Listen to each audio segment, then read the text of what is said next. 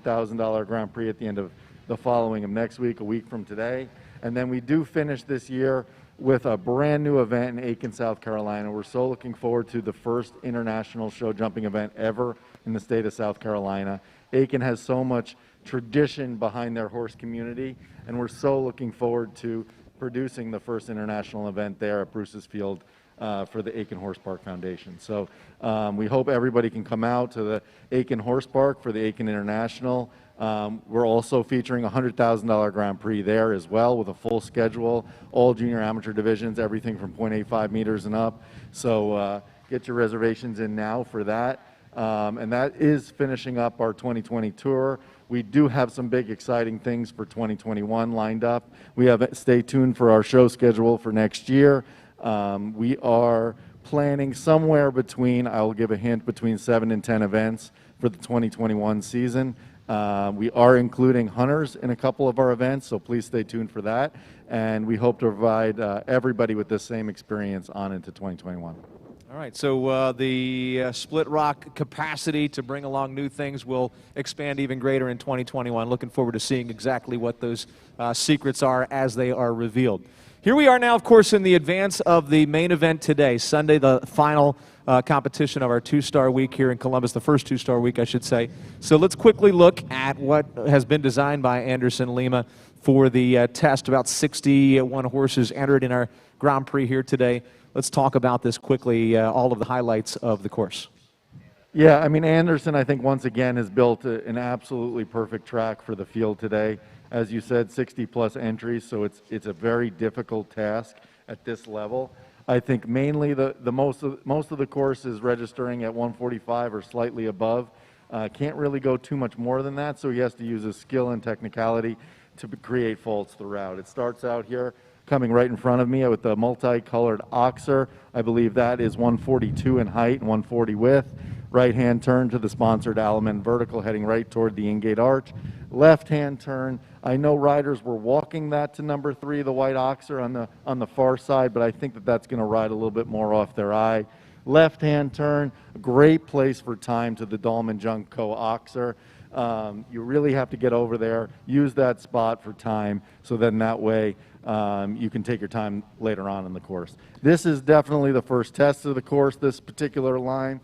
In my opinion, it rides a little up in 8 strides, which kind of lures you into that very, very, very delicate, tall 147 in height, skinny vertical at number 5 on yellow cups, which means it's going to, if you touch it, it's going to fall. Little building up in 4 strides. I think the horses might spook a little bit at the water tray filled with water at number 6. Right-hand turn to the brand new Split Rock Jumping Tour wall built by Dahlman Junco. Left-hand turn, again, another difficult part of this track, triple combination, heading right away from the in-gate. Oxer, 2 strides, very short, vertical, 1 stride to finish. Left-hand turn, again, another really, really, really important spot for the time allowed is here to the triple bar. At number 9, nice 7 strides to 10. Again, another place for time. You can anticipate that Anderson is going to set the time allowed very tight today, so your cadence is going to have to stay extremely high. Big square oxer at the multicolored oxer off the right-hand turn there at number 11. I think this line's going to lure you into this combination a little bit. Again, this last line I think is probably going to ride the hardest on course. A little bit forward in 5 strides might lure them into having a pull down coming in, Scopy coming out, and then I think you might see some 7 strides, but I think the majority will do a little bit inside track to the very, very, very delicate animal plank to finish at number 13. Very nice capacity to build on the course here this week, where we start off with, again, some unrelated distances, but some opportunities where, as you mentioned, it's going to be a tight time allowed. You may really want to be thinking about that in the early phases, where it may not be as technical, it may not be as difficult in some of the inside turns, even from 1 to 2, 2 to 3, and even, as you're saying, riding off of your eye there and then coming around to the real first technicality of the course, give you those chances. I really, really think that Anderson's built a really flowing, forward, fast-paced track today. I mean, everybody can kind of pick up a gallop and stick to it. Nothing's going to really stop them. I think they're going to have to stay on the track to be within the time allowed and jump this track clear.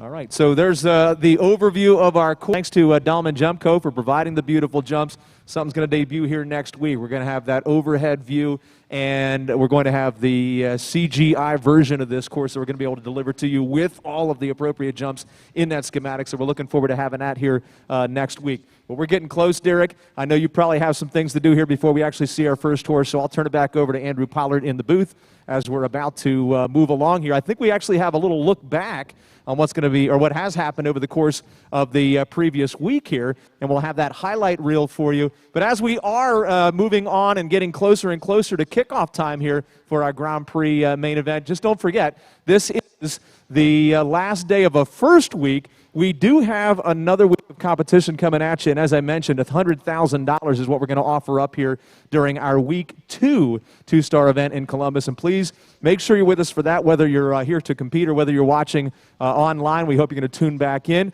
And don't forget as well, Aiken, South Carolina, the final stop on the tour here for 2020. So we also hope you're going to be with us for that. Now back to you, Andrew. Thank you, Brian. And as you mentioned, so much to look forward to as we move into 2021 as well.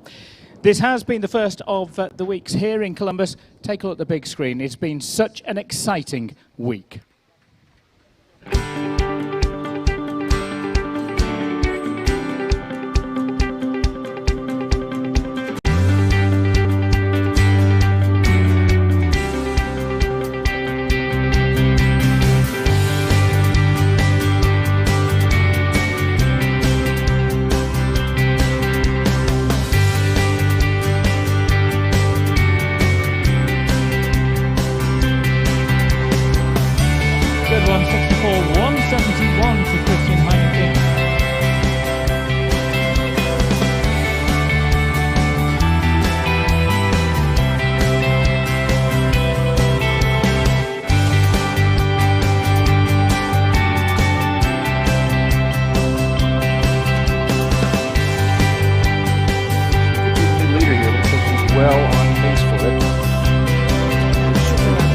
Nicely done.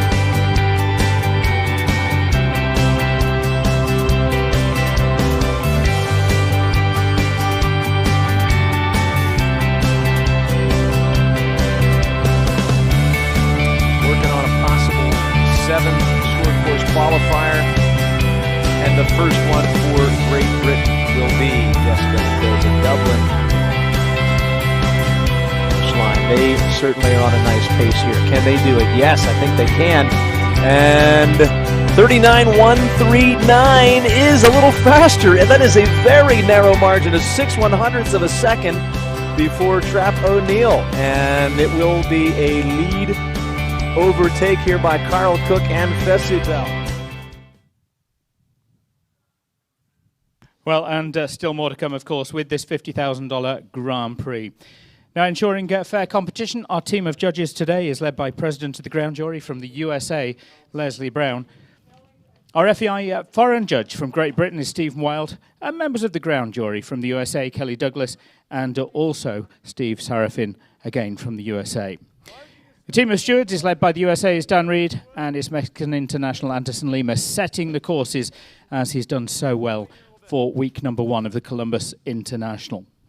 Before we start, just a couple of moments away from that first horse, ladies and gentlemen, let's please ask you to stand and remove cover as I'm delighted to welcome Brian Lookabill for the singing of the national anthem of the United States of America.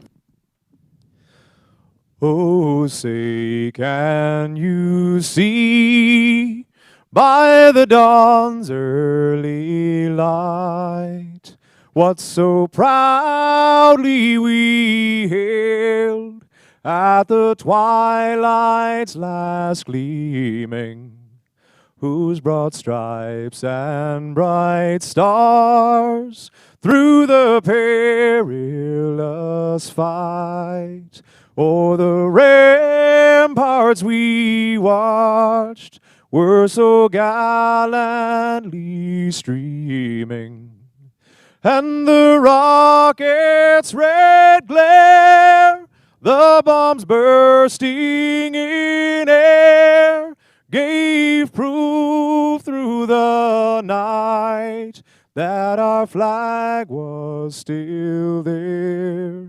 Oh, say does that star-spangled banner yet wave o'er the land of the free and the home of the brave.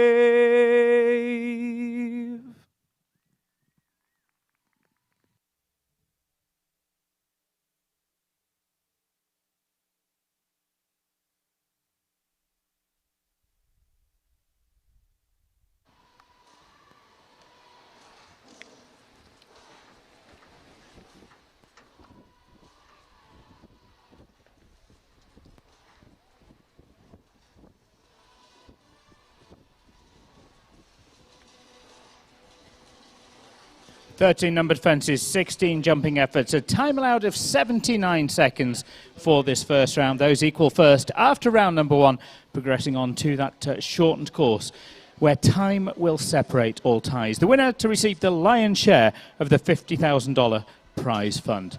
Let's make a start and say good afternoon to the first to go, Michael Dean Burnett with the first, the 11-year-old Oldenburg, for the man who was placed so highly in the Grand Prix in Illinois just recently. Last year he was in the money in this $50,000 Grand Prix here in Columbus. For the USA, Michael Burnett, Chagrand.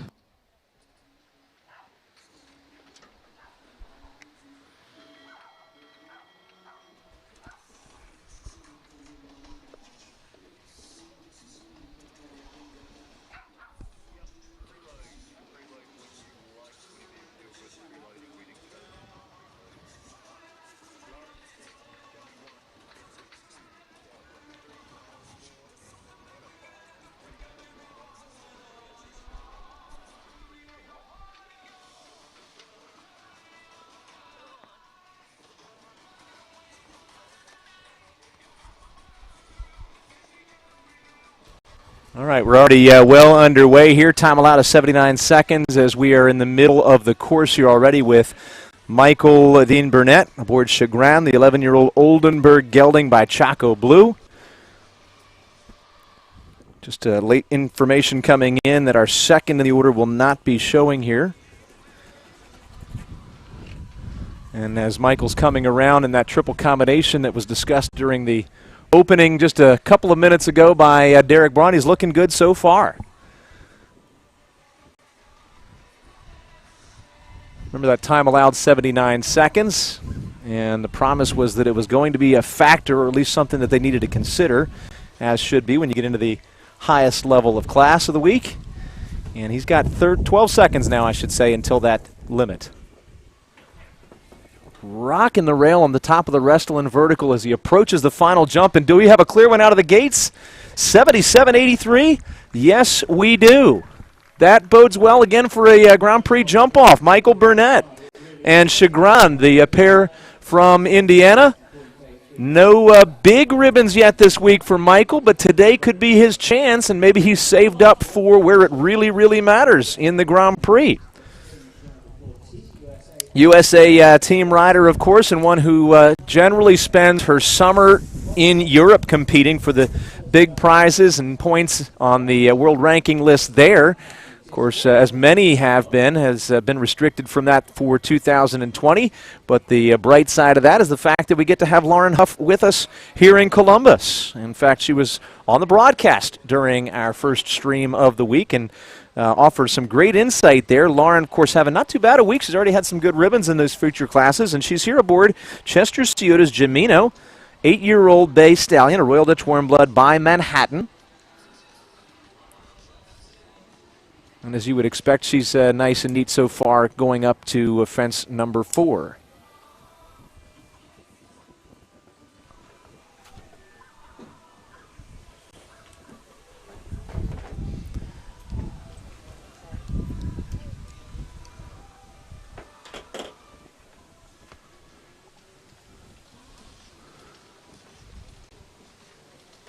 And there's the rollback to fence number 7, approaching the triple combination.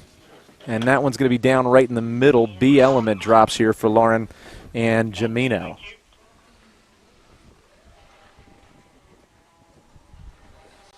And so here she goes on to the polo mallet vertical. Parts of the course that you probably can't really even get a grasp on unless you're actually down on the event level and taking a look at these jumps up close and personal are not just the distances you got to deal with or the heights or spreads of the obstacles, but also sort of the way the jumps play off of each other. And there we go to fence number 13 at the finish line. 77.78 is the finish time there for Lauren and Jamino. She'll be inside the time. It was the middle of that technical triple that we're talking about as the four-fault obstacle B does come down. So Chagrand and Michael Dean Burnett show it can be done with their clear time of 77.8. Lauren gets a 77.78 effort there with a knockdown penalty of 4. We'll have now Jonathan McRae, part of the Jonathan and Christine McRae combination, and his ride will be for Windsor Show Stables. It's Fantasy BB, 10-year-old Bay Royal Dutch Warm Blood mare by Cardento, and a special guest had promised she was going to join us, and she did what she said she was going to do, so I'm glad to have Margie Engel with us here now. Certainly one of the most popular riders in the sport, certainly one of our top-ranked contestants in any given Grand Prix as well as for teams in years past. And Margie, you particularly have a perspective on these jumps and how big they are. Small in stature, but big in ability, of course, as you've shown many, many times. And what do you think about the course here today? I think it's a great course. He has a strong group of horse and rider combinations today. He's got a lot of different options.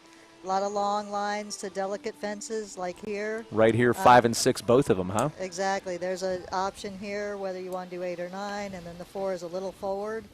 Then you come around to this wall, which is quite spooky for a lot of horses, and we haven't seen this yet. Most of them have jumped it fine so far. Yeah, how many of them do you think look down into the bottom part there where there's a little bit of a gap? You know, it just depends on the horse and how spooky your horse is, but I do think it's going to get the attention of quite a few. And then it gets them a little backed up before going to the triple.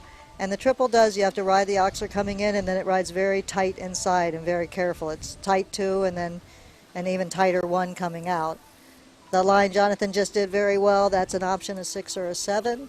And his horse looks like it's jumping very well. It's jumped well the other day, too. Oh, I mean, I just probably jinxed it. But it happens all the time, that kind of thing. It jumped double clean the other day, and it's been going quite well. And the last line is an option also, and that's, I think the first horse did the 6 there, and Jonathan did 7, but there's a lot of options to careful, like that's a careful plank, to careful skinny jumps, careful in the triple, but he's got a little of everything out there. So a little bit over the time allowed. We give 1 fault for each. Commenced 4 seconds over that time allowed. Of course, 4 faults for the knockdown. He'll finish on 5 with Fantasy BB. I don't know how much you've had an opportunity to watch Spencer Smith show through his career, but particularly over these last couple of years, he's had some fantastic opportunities to experience the highest level of competition. He's been riding alongside Eric Lamaze in tours through Europe. Recently this summer at Traverse City, where you've won a couple of Grand Prix, he took himself a Grand Prix victory. He's just 23 years of age, and he's had a big opportunity come up recently, having taken on the Gotham Enterprise ride Kibel, the 11-year-old Bay Hanoverian mare by Quaid. Spencer's always been a great person. Even as a young kid, he always wanted to do the Grand Prix, and he really studied the sport at an early age. His parents are both professionals, and he's always wanted it. I rode a horse for them called Lord Spacey, and he was really into it, and he always watched, and he rode the horse later and did quite well with him.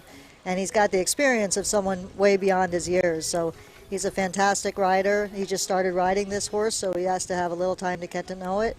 But he has the experience of an older rider and a great feel. He's won the equitation finals. He's very, very good horseman and really is into it, just a really good student of the sport. Yeah, when you're born into a family like that, you're just steeped in that horsemanship, and from the time you're first anywhere close to a horse, which is basically day one, you just basically soak it all up, and it just seems like second nature. Absolutely, and he's always been interested. He did everything. I think he even played polo when he was younger with his grandfather. But he was always into all aspects of the horse industry, and very, very good technique and great style and great feel for the horses. Well, he's also got the benefit of a lot of leg here, which is definitely helpful. And he's very good at controlling his upper body because he's a very tall person, so you have to really think about that control, and he's got great control of his upper body as well. Yeah, that's something that we've talked about in years past, where you certainly having the long legs helps you to control the horse and keep him moving forward at times. Bend him as necessary, turn him as necessary, keep him on the bit there. But also you have the drawback a little bit of extra body to balance up top. Yes, but he's been good about watching people like Ian Miller, who's a fantastic rider, and learning to control his upper body, and the equitation has helped him immensely. So he's unfortunately that he's got to get to know that horse. It's got a huge stride, so it's a little bit difficult to be within the time allowed. And it's a newer horse for him, but it had a super round. Yeah, you know, and having been a brand new combination, only last week I believe is when they really decided that Spencer was going to be the rider there for Gotham. You know, even in a class like this where there's big prize money on the line, while they certainly might want to get a check, they also are really probably looking more at the future of hitting their stride together and being able to continue to thrive and get better and better. Absolutely, they're getting to know each other. This is all the introduction phase, but he had a fantastic round, and that should build on their confidence together, and he can learn where to make up a little time, and the time is snug. I mean, the first two that went way within the time, they're very fast horses, and it's going to prove to be a problem, I think, throughout the course. Yeah, I mean, it definitely can be done. We've seen that. Michael Dean Burnett cleared with chagrin, so he's had a good start here to the day, but it's not easy to get there and to pay attention to everything else you need to do as far as the technicality and getting up and over these jumps. Jacqueline Steffens for Canada comes to us, another of our professional riders. She's also fairly new to this ride for eye candy jumpers in the last several months. It is Cat Ninja, 12-year-old bay Dutch warm blood mare by Ziraco Blue VDL. This is our fifth to show. I've seen her with this horse quite a few times, and they've been very competitive, both on the Traverse City circuit, and also that's the same jump coming down that did earlier for Lauren, unfortunately. The black in and out, they all kind of blend in, and it does the distance inside there. It rides a little snug, especially after having to ride the oxer coming in, and that horse had just a very light rub behind. Unfortunately, it came down. You know, as you're down there on the event level and you're looking down the lines, there's a couple places that I looked at that I thought, wow, just the appearance of these sort of jumps playing off of each other is something that I'd be concerned about. The triple combination, when you look down that line, it can sort of play tricks on your eyes. Same thing going from 5 to 6, especially when you look down through that airy and skinny vertical at 5, and then you've got the pinstripe rails and the water tray at fence number 6. That's a lot to think about. Absolutely. Those horizontal rails are always kind of an optical illusion, and with the Liverpool underneath it, it's hard enough for us to see, and we don't know what the horses see exactly, but it seems like those rails do come down quite a bit. And all the black inside the triple, that kind of blends in a little bit too, and I think that plays a big role too.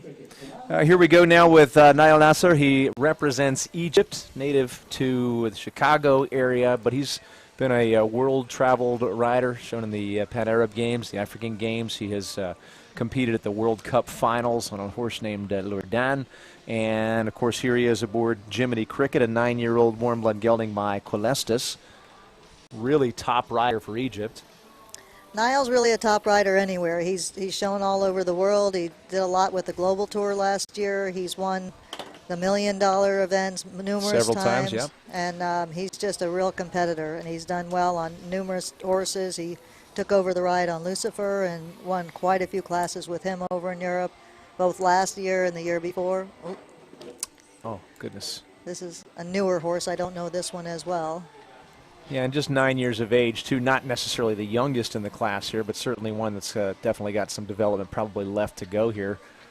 Trouble coming into fence number 4, the Dahlman Jump Co. Oxer, and of course that one's going to be down. And then after the knockdown there, they had to sort of regain their composure, which meant they couldn't continue on, and they're going to get another 4 for the refusal. But it looks like what he's actually choosing to do is just give this horse a nice experience over a jump he's already shown successfully, and fence number 1 will be that schooling obstacle before he heads back to the gate. And I do think this is a newer horse for him, and they're into that introduction phase, and they're getting to know one another, and 9 is still young for this level, so he's probably going to learn a little something from that and go back and come back a better horse later. As he makes his exit through that Split Rock Jumping Tour arch, we're going to see Anna Dryden coming in now.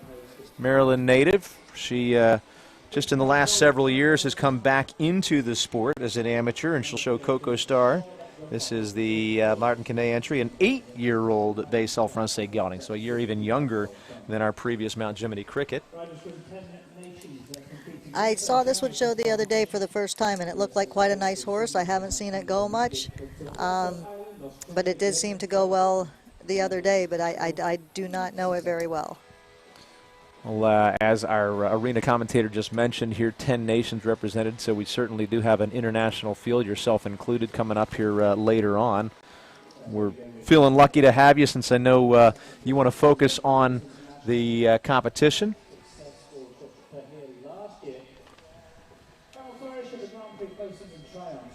And here we go with, again, Anna Dryden. Coco Star is the mount here. Little pat for confidence on the young horse's neck there before she gets to the start. We've heard the bell, which means the countdown is underway. And we're still searching for a second clear. That second clear round, of course, would be what we call the jump-off guarantee. Michael Dean Burnett was the first one faultless right out of the blocks. And if we can get another one clear, then that would give us need for a tiebreaker. I think you'll get them, but he made it look deceivingly easier than what most of the riders thought when we walked. But it's a very good course, and it is jumpable. Spencer jumped around very easily, and just with a little more time and experience with the horse, he just had a time fault, but jumped the course beautifully. So this early in the track, I'm sure there'll be quite a few more clean a little bit later. And Michael Dean Burnett has definitely had some success in the Grand Prix, though not probably as much international Grand Prix level success as some of the other big names that have shown around the world here. So it's nice to see him having gotten through with a penalty-free ride here today for sure. And this horse, we just saw what kind of we were talking about with those horizontal rails and the four. It's a very big, large horse with a big stride, very scopy. Got down the four a little bit easy and just kind of rubbed the front rail. And it looks like they're just trying to get a feel for each other and what they can do together here as they get a couple more knockdowns in the triple combination. Up and over the triple, leading up to another fairly airy vertical rather at number 10. This horse looks quite talented. It has a very big stride, though, to contain down some of these lines. Especially in those tight distances we were talking about there. This being maybe one of them, and that is potentially what pulled that front rail of the Restylane Oxer down. So all told, it's going to be 20 jumping faults. We have to add the time faults there as well. 87.98 is actually going to be 8 commenced seconds over, so 2 more faults coming on the clock, or 3 more on the clock there. 23 is the total. About to see our 8th competitor now as professional James Brennan for Ireland comes up next. He'll be aboard the Mud Cristal entry, a 9-year-old chestnut Belgian mare by Bamako the Muse. This is Favorita the Muse. This horse jumped really well the other day, and James is a very good rider. He's very, very quiet and really rides as part of the horse. Usually chestnut mares are a little bit finicky, but this one looks quite nice. It jumped a beautiful double clear the other day. And I watched him in Traverse City, and it jumped very well. And he's an exceptional rider, and a good card player too. Oh yeah, we'll talk about that a little later. I know you're a big poker fanatic yourself. James Brennan, indeed, yes, had a double clear the other day in our Restylane Welcome, and ended up in the ribbons there in 8th place aboard this very Mount Favorite de Muse. And I know he's excited about this horse. It's one of the bigger tracks that she did the other day, and hope that she stays pulled together today.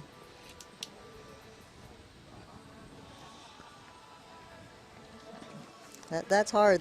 Those 4 strides for a bigger step is difficult because they just get down there really early, and like we spoke about, the Liverpool distracts them a little bit, and those stripe rails are kind of hard to focus on. It's a big sort of amalgamation of tests, not just in the distance for a horse with a big stride, but also just the appearance of those jumps in line. Exactly. Andrew, do you have a copy? Just had a weird light on my radio, and I called in that AAB last time. I want to make sure I was working again. I've got you now. We didn't get the AAB last time. As far as I know, we're working on right now a score of, 8 since the back rail dropped on the Restylane Oxer there. Just that one kind of stopped her a little bit. She jumped high off the front rail and just had a light rub on the back, unfortunately. But she didn't. She had that really from almost trying too hard, and that one does ride boxy after the 5 is a little bit flowing going to the double. And then, so that's a good thing. I mean, a good problem to have, trying too hard. You just have to learn how to sort of contain it and focus it, I guess, Yeah. as they move forward. And she's still a young mare, and so she'll learn from that. And the first rail was that's probably due to a little bit of inexperience. Well, we've got a rider coming to us out of Snohomish, Washington. Lauren Crooks is in now. Crooks show jumping entry. This is the 8-year-old bay Belgian warm blood gelding by Emerald Van at Ruddersoff. It's Milton, and all in a row we've had some 9- and 8-year-old entries here. So sort of a hot spot of young horses in the field today. This one's been getting a lot of experience lately too. She's had some very nice rounds and just some really kind of little faults here and there, just a 4-fault round here or there, but the horse has been jumping very well. And Lauren does a good job producing young horses, and she's produced a lot of young horses in the past, including a horse named Cincinnati Lucia that went on to be sold to Jessica Springsteen. And for a young horse, this is a difficult line, that line to the skinny and then the Liverpool afterward. That's really hard for the young horses to focus. Very airy vertical there with very shallow cups on top of number 5. So if you just barely tap that, it's going to come out. Yeah, it jumped the triple super, and then it jumped the stripe rails very well after the skinny.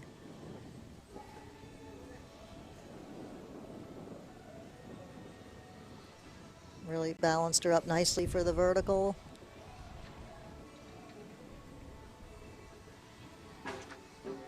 That oxer's riding a little big off that turn. It's off of a short turn, and it's a lot to look at, you know, with that oxer. A lot of going on there with all the color and boxes And especially if you're concerned at all with the time allowed, you don't want to go too wide, but you really don't even have an option there necessarily because it's not that far out of the corner to get lined up on that multicolored jump. Don't get a very good shot at it, so it's going to ride. You have to ride it pretty strong. The back rail rides a little further away than what it looks like. And then let's just want to ask, like after you have the knockdown at that oxer and then you're coming into this combination, may have taken the focus off a little bit, and you don't have that much time to get prepared for 12AB either, and that certainly could have played into the knockdown here, both elements. Exactly, and then when they jump up high and land a little shallow like what happened to her, then the 5 rides a little more forward, so you end up getting there having to chase them a little bit to get down, which makes the in and out more difficult. It's kind of the domino effect there. Right. And not much time to sort of regain composure after something like that happens. Especially with a young horse. Well, Maria Costa's in. She's another of our riders for the U.S. She comes to us aboard Ravello Farms LLC's Presence, a 12-year-old bay Holsteiner stallion by Contendro. And already an early knockdown there over the Neon Oxer number 1. Unfortunately, even the first jump is very square. You know, usually we start off, but there's so many in this class, but the first jump right off the bat is very square for a first fence in this course. It's a great course, but I think you're going to see fences everywhere. It's not like there's one bogey spot. Which is certainly a sign of a good design as well. And keeping an eye on these horses, all with different talents, all different strong suits and weaknesses, as every horse has and every rider has. A course designer that can sort of play to all of them to make it sort of an equal test, taking that into account, is something commendable. Oh, for sure. I think everyone out there has been talking about what good courses that he's done all week. I mean, starting with the meter 30s, meter 35s, you have great group of horse and rider combinations, and he's had not a ton clean with good horses in the classes in large numbers, but Anderson's done an unbelievable job all week here. Even going back to the Speed Cup that was on Thursday there, which gave opportunities to earn a nice check out of the $10,000 if you really wanted to treat it as a speed, or options where you could go wide and take advantage of it as an early week schooling opportunity. Correct. And there we go. As they pull 3 rails, Maria Costa in Presence will score 12 faults in a time of 75.39. So time not at all the problem. And so now we'll see Rowan Willis. Rowan Willis with 2 horses here today. The first one's going to be Cartouche 3. He's already had a couple of wins here this week aboard Wellington Grandier. Of course, he represents Australia. And we'll see if maybe he can get himself into what would be a jump off if we have another clear. Rowan's aboard a 13-year-old chestnut Dutch warm blood gelding by Tangelo van de Zuthov. Again, this is Cartouche 3. And like you said, he's just coming off. He should feel nice and confident. He had a win in the earlier class and the final, the class before this, on a different horse. This horse that he's riding won a very good a big class in the FEI class in Traverse City, and he's done very well with this horse. If it does get to the jump off, he's very quick. He's always one to watch off in the off the clock because he's a fast rider. He's naturally fast, and he's very accurate. He's also been a World Games rider for Australia 2 years back in Tryon at the 2018 Games. His designs on being a part of their Olympic team going forward whenever the Olympics, in fact, can resume. Yeah, and he definitely has a good shot at it. He's got a lot of different horses, and most of them he's been competitive on all different types. That jump, a lot of them just kind of don't really back up at that skinny. You have that long canter. Maybe paying more attention to 6 than 5, huh? I don't know. I know with me, I'd always rather a skinny off a short turn than have a long canter down to it. It's a long time to think about it, well, right? there's nothing there to back them up. You know, at least off a turn, you can get them sitting back on their hind end a bit off the turn. 3 rails so far, 5 being among them, also B and C of the triple combination.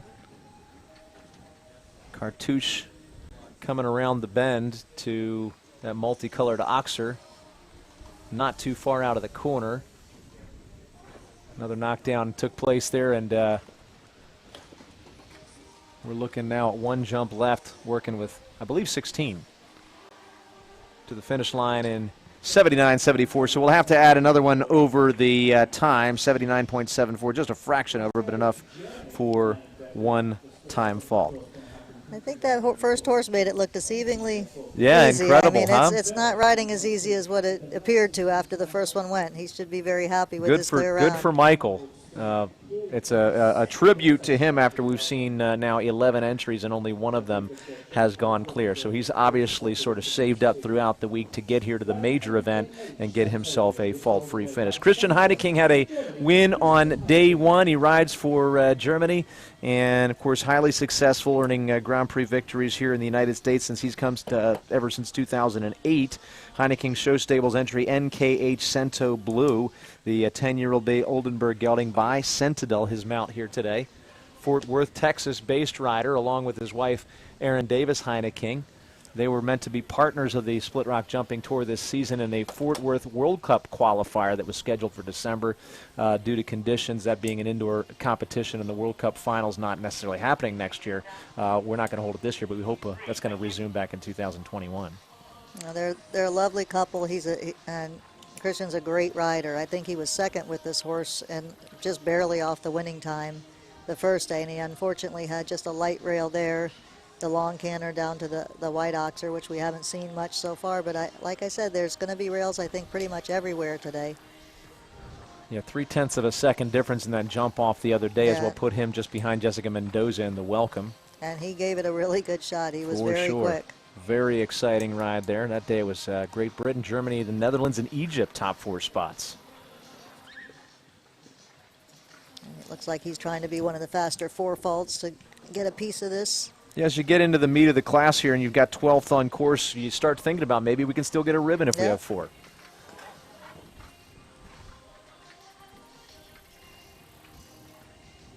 Yeah, that was an unfortunate rail. I mean, and his time was very fast. So right now he's the fastest 4, which may get a good piece of this in the end. Yeah, I mean, and really look at that compared to some of the other times, whether they were faultless or not. Even the faultless time from Michael Dean Burnett was 77 and change. 73.66 is blazing when you consider the other times we've seen so far. Maybe we can get you to stay for maybe 2 more until Nick DeLaGioia wraps up. We've got Adrienne Iverson coming to us now, also a professional. She is here for Canada, Windsor Show Stables professional rider. Windsor Show Stables, of course, also helmed by Christine and Jonathan McRae, but she's also a professional for them. They've got some great stock within their stable. This is Everett Digport, 10-year-old gray warm blood mare by Clinton. And again, Adrian's a fantastic rider. I haven't seen this horse much. She's been showing mainly in New York, staying close to home, but and I did not see it the other day, but it looked like it went around nicely what I saw the other day, and she's definitely a very, very good rider with a lot of different types. You know, the other day she narrowly missed coming back into that jump-off round as a welcome with another horse named Glenn. That one was just a time fault over, or just a bit over. I did see that one.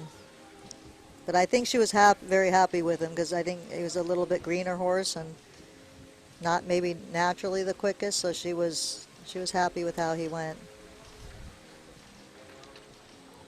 And so far, this horse looks like it's trying hard, and for sure she looks like she's thinking about the time with this one. Keeping up the pace, though, it looked like a little bit of a wide turn back to 7 there. A little bit. Maybe she had to just make sure that the horse was going to jump that wall and got a good shot at it. Some luck coming in play at B of the triple combination. That one rolled a little back and forth, but it stayed up. She decided to do the forward 6. Another rocker at number 10. Yeah. Settling in maybe a little bit now. She's only got 7 seconds before the time there, and rail at A of the Restylane combination means 4 faults. She will, in fact, be a bit over here. Time of 80.89. That's 4 jumping and 1 fault on the clock. Again, you may have been watching earlier this week in our national classes. The time faults come at a rate of 1 for every commenced second over. The international classes give 1 fault for every 4 commenced seconds over that time allowed. And actually, it looks like we also have that last rail down there, so it's 9 It's total hard for there. us to see. That's a little delicate plank, though. You just kind of breathe on that, and those come down. Flat cups and a very small, very light plank atop the Animo jump. That was actually number 5 in the welcome the other day coming across the arena. Yes. Here at a point where the horses are tired, maybe after having a knockdown in the combination and sort of having that rattle them just a little bit. That's just a little bit more to think about there. Technical decision, too. I mean, it walks kind of either the forward 6, which is a little flat, or you can add up in the 7 strides to get him setting back, and then you have to worry about a time fault. So But after you make the decision, it's made, and it's you just got to made, get there. hopefully. Here we go with Nick Delajoyo. He's here aboard Gilvera, the High Hopes Farm entry, part of the Oaken family High Hopes Farm entries out of Charlotte, North Carolina. Of course, Nick out of Wembley Farm, along with his parents, notably Norman Delajoyo of USA Team fame and big Grand Prix and World Cup victories. Nick rides Gilvera, the 9-year-old Dark Bay Dutch Warmblood mare. Definitely got show jumping in his veins and in his blood. Even a look-alike to his dad. Right?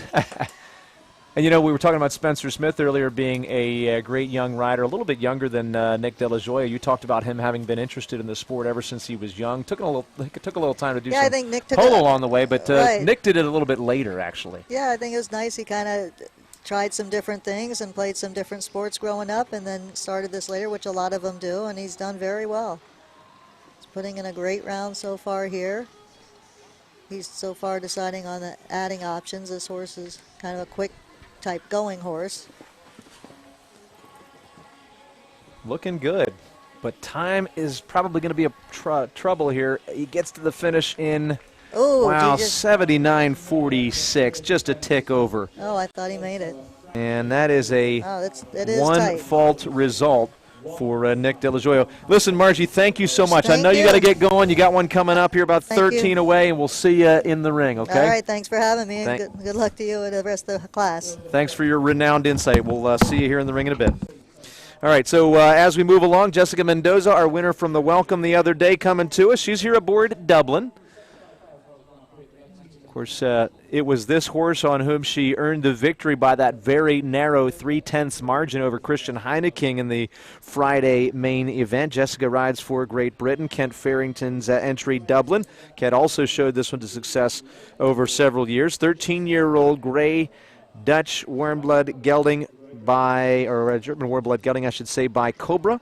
16th on the original order here. Let you know that here in about 15 more rounds, we are going to take a drag break after we see Jonathan McCrae on his second entry. For right now, it's just Michael Dean Burnett leading the way with the only clear to this point.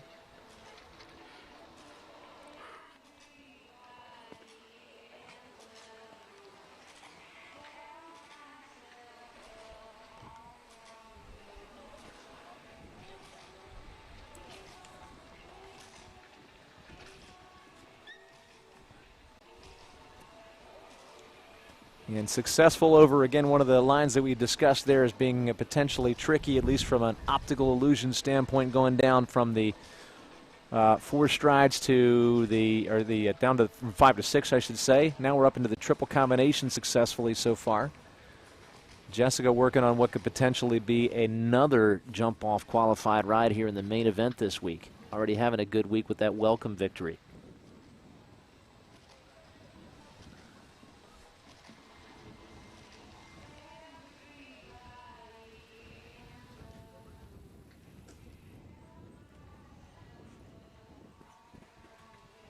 Nicely done there through the combination with time to spare going up and over the Animo, and no problem with that. We do have a jump off that's in store for you today. No penalties for Michael Dean Burnett for USA. No penalties for Jessica Mendoza for Team Great Britain. Dublin is good to go again, having a fantastic week here at the Columbus 2-Star week number 1. So for sure we're going to kick it into high gear in a second round. At this point, we're about a quarter of the way through the class. 15 of 60 have shown, and Georgina Bloomberg's Manhattan will be next. We've already seen an earlier Gotham Enterprises mount under the control of Spencer Smith. He showed earlier aboard Cabell. And now it's Gotham Enterprises Manhattan. Chestnut American warm blood gelding by Metropolitan. Georgina Bloomberg, of course, taking the Speed Cup victory brought to us by Ali Wolf there on Thursday. That was the finale of our Thursday events. Very well attended class. She was fairly early on in that class, and Wapeola set the uncatchable standard that would eventually net her the winner's share of the 10 grand.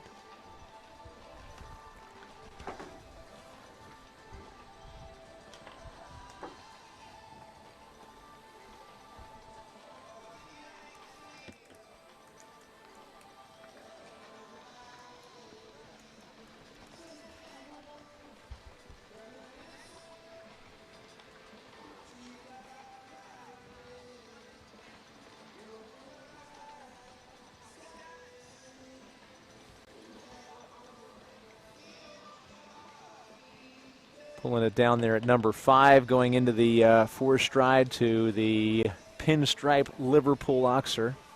She's working on a 4-fault penalty right now, and that line is proving to be one of the hot spots for penalties, as is the triple combination, and she pulls rail at at B there as she goes over. Taking it easy at this point now with Manhattan, it would appear. Just trying to give a good ride after she's got the early 8 faults. And not necessarily worrying as much about the pace as she will be about the experience for this horse.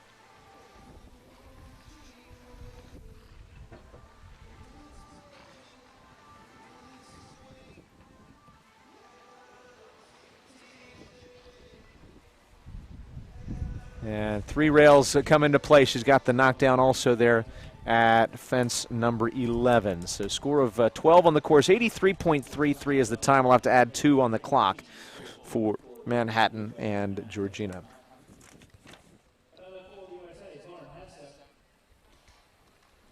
Georgina does have another one coming up in the late phases of the class here. 59th in the order with Tulara Colmin. So we'll see that one again. For now, we'll have Lauren Hester out of Lexington, Kentucky, riding Lurstikov.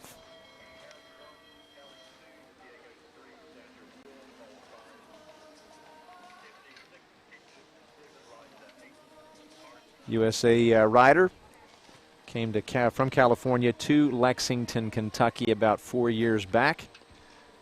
She shows in the jumpers. Her sister also competes in the sport of reining, so both English and Western horsemanship in the family. Lauren riding an 11-year-old bay Holsteiner gelding by Lurdanos.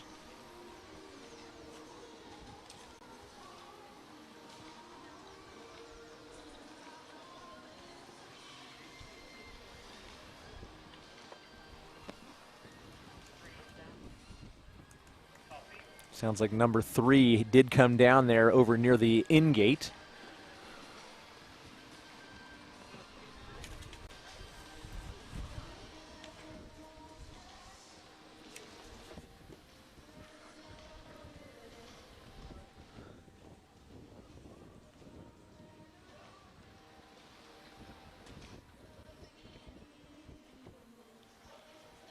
And again, if you have just one knockdown, you can potentially think about being a fast one. If you have a second knockdown and it's 8 faults, not 100% out of the running for an award, but you'd have to think that at that point, as I mentioned a trip ago, you may want to start thinking about just making sure your horse has the best experience possible from that point forward.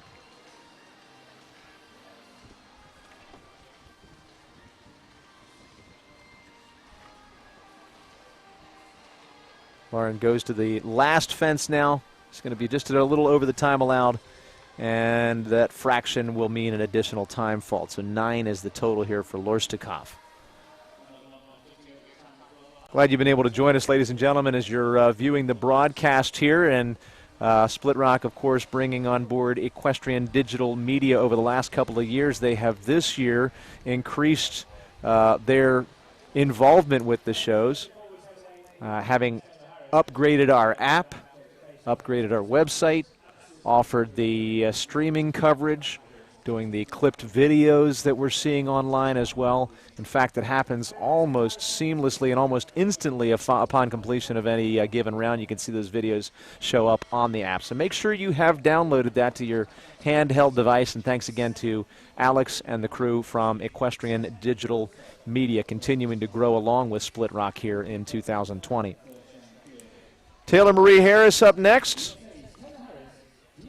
She'll compete here aboard Harris Equestrian's Diacondo.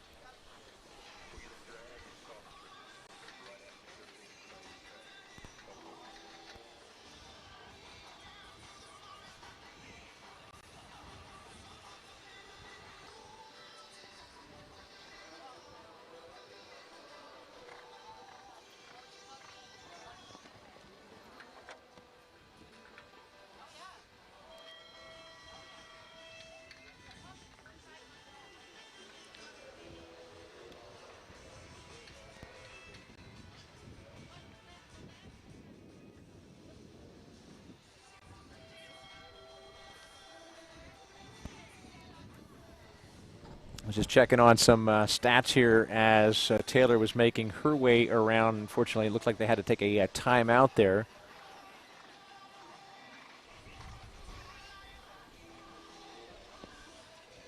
Time resumes after they reset the obstacle. Of course, anytime there's a refusal and it disrupts the fence, 4 faults is the penalty for the refusal. You got to give them a 6-second additional penalty there for the actual timeout itself. And after she had trouble going over number 4 and was not going to make it in that distance to 5, she chose to pull up, and she will withdraw with no score here today.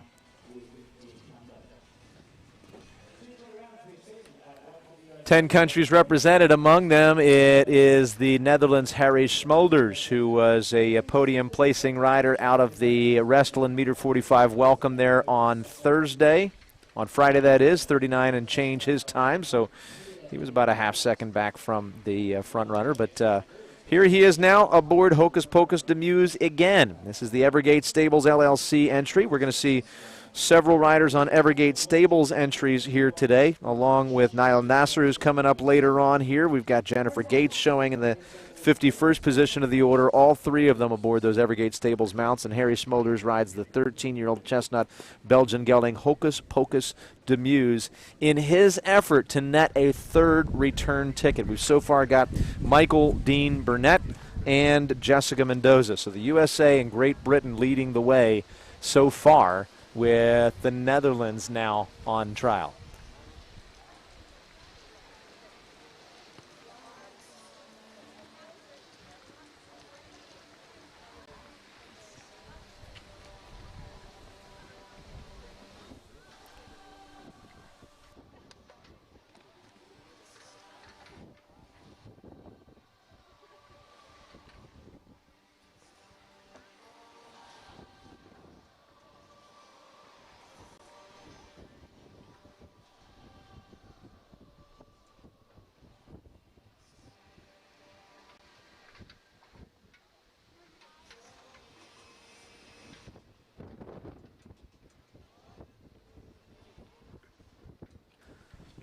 working along with Harry Smolders, and there was a penalty. I believe it was over at number 3 there. Just checking in a moment here to be sure of that. But 4 faults is what he's working with right now on Hocus Pocus Demuse. And now the question is, can he get to that finish line fast and maybe still get himself a ribbon on this very nice mount? 13-year-old Belgian gelding, again by Tinka's boy, coming down the final line. Very stylish rider for the Netherlands, approaching that delicate Animo vertical. Looked like he did have to make a little bit of an adjustment there, and he will finish in a 75:35 time. So successful at least in getting there in fairly short order, as we've seen many folks with time faults today. He'll have just the 4 jumping as we move along into our 21st position of the order. And welcome an area native out of New Albany, Ohio, Allie Wolf, who's been a gold medalist at the North American Junior Young Rider Championships. During that part of her career, she's gone on to several big wins in the Grand Prix level, been a team rider for the U.S. And today she's going to pilot Claudia Harrison gas entry Footloose HX, a 10-year-old Dutch warm blood mare by Bustique. And as she joins us in the ring, one of our previous riders, Rowan Willis, is with us now to give us a little bit of his insight. And Rowan's been on a pretty good run here this week. 2 wins so far aboard the Wellington Grandeur, so he should feel pretty good about that. And he's already shown one. He's got another one coming up later, but he's been kind enough to grant us a little time and a little insight into what he sees in the course. We had Margie Engel with us earlier here, Rowan. She was quite complimentary of your riding and your potential for the Australian team. And so let's talk about what you've seen here, what you would view as sort of the most technical, difficult parts of this Anderson Lima course. Well, obviously the course was too tough for me today. On the first horse. You got another one coming up, right? Yep, got another one coming up. Ali's just jumped through that line very well, very nicely there.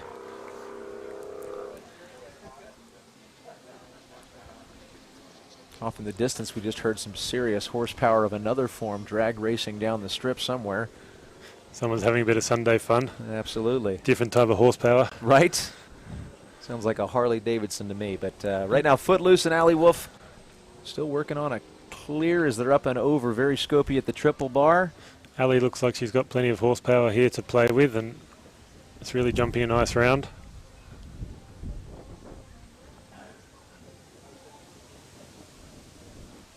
Just got to keep an eye on that time. It's definitely a part of the test that she's only got 5 seconds to spare I think now. she'll be okay. Just. They're in. Wow, 78-76. Yes, that's about as narrow a margin as you want to play with. Less than a quarter second from the limit. But Footloose is good. Allie Wolf maybe saving her speed from where it's needed in round 2. Yeah, it was a lovely round by Ali. Nice big quality mare. Really made it look quite easy. Another rider who had a win earlier this week, Ecuador's Diego Javier Viteri with Primero de Gala. Belgian gelding by Toulon. I'm glad you pronounced his name there. Just call him D. Here's Diego. We've had some good international wins this week with Ecuador, Great Britain, of course you for Australia. Ireland's taken a couple victories as well. Hey guys, there's a napkin out there by 10. Someone wants to grab that. Oh, gotcha. Yeah, show jumping is certainly a very international sport nowadays, and a lot of people jumping in based over in America, like myself, from all parts of the world. I know you've spent a lot of time showing and competing and training in many locations around the world. This year, maybe not what your plan was to be here in the U.S., but again, as I've sort of said a couple times this week, it's been a bit of a silver lining that we get to have you guys here. Many riders who would normally be competing in other locations have a chance to see what the American international circuit is like in this strange 2020 season. Diego's just jumped through there very nicely. I think he's looking good for the time here.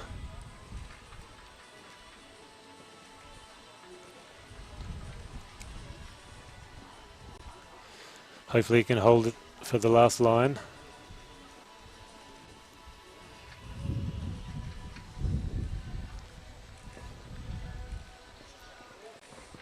Oh, he's going Rail in the combination comes down, and he's about the same time that Allie was there going into the final jump. Just a little bit ahead of that, 79.03, but he does have the 4 faults.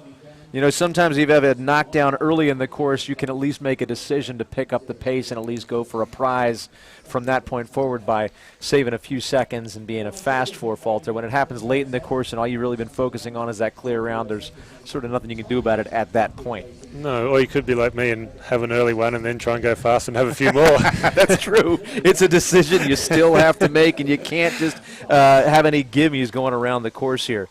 Sandra Dalman comes to us now, professional at Dalman show jumping, and she is aboard a horse named Carlimbo Z. She's been competing just recently in the Grand Prix ranks, but this is a horse she has brought along over the last several years from the age of 7. So it's nice to see horses and riders that get to sort of work their way up through the ranks together, find a path, hopefully to success together. And bringing along young horses, whether it be at the Grand Prix level or not, is its own treat. At number 3, he's just catching a few today. I think maybe people are getting there a little bit quick, worried about the time allowed early on, just making up a bit too much ground. And of course, it's just after the turn past the in-gate there, so particularly for a young horse, getting them, keeping their attention on what they need to be looking at there could be a part of it as well. Yep. And again, he set this combination just off the in-gate as well. He certainly put a lot of tricks into the whole course. He doesn't let us relax anywhere. Right. Which, you know, let's be honest, you're working for 50 grand here, so it'd be a nice little payday. You know, some of us like to be relaxed. You certainly carry yourself with that sort of persona. Coming across in the final combination, tried to whoa there going into the A element, maybe not quite enough, but she'll have a rail down at A and at 13. The plank down there, of course, on the flat cups at 13. So we're looking at 12 faults for Carlimbo Z. Again, one of her products under development, as we mentioned, since the age of 7. 78.25 the time there. She does stay inside the 79 seconds allowed, but a 12 jumping fault result. Paul O'Shea has had victories here early in the week. Paul rides Scar Glen Stables entry 7 Pillars now competing next. Let me ask you, Rowan, you got to show this first horse, had a couple of knockdowns there, and I know what you would want to do now is sort of build on that experience, but you're probably talking about 2 different styles of horse as well, am I correct? Yeah, they're quite different in their way of going. Averse has a bit more blood than Cartouche, but hopefully this course will suit him. We'll soon find out. So, but we'll watch Paul. Paul's a lovely rider to watch. Yeah, he's had some real nice big wins at places in Europe, here in the United States, taking victories at places like the Hampton Classic. He's been a go-to rider on Nations Cup teams as well.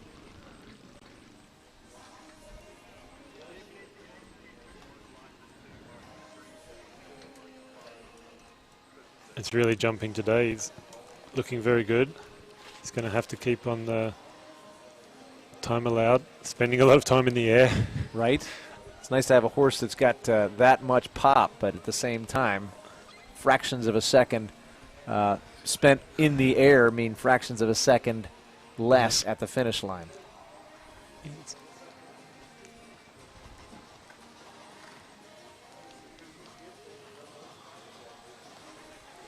He's going to have to probably hurry down this last line to get inside the time allowed, I think. Yeah, he's going to definitely be flirting with the clock.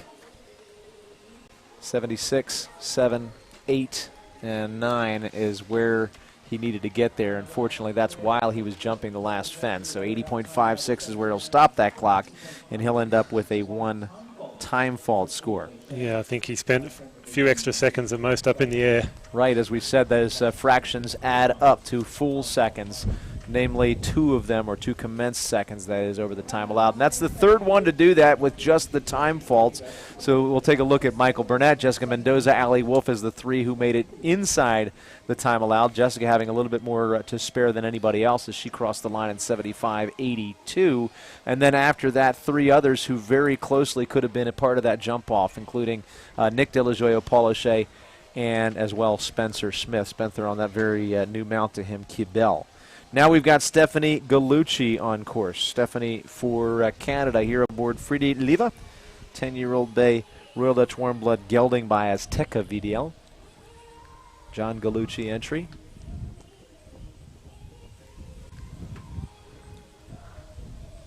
Do you think these first 3 fences are the place you want to really concentrate on making up that time?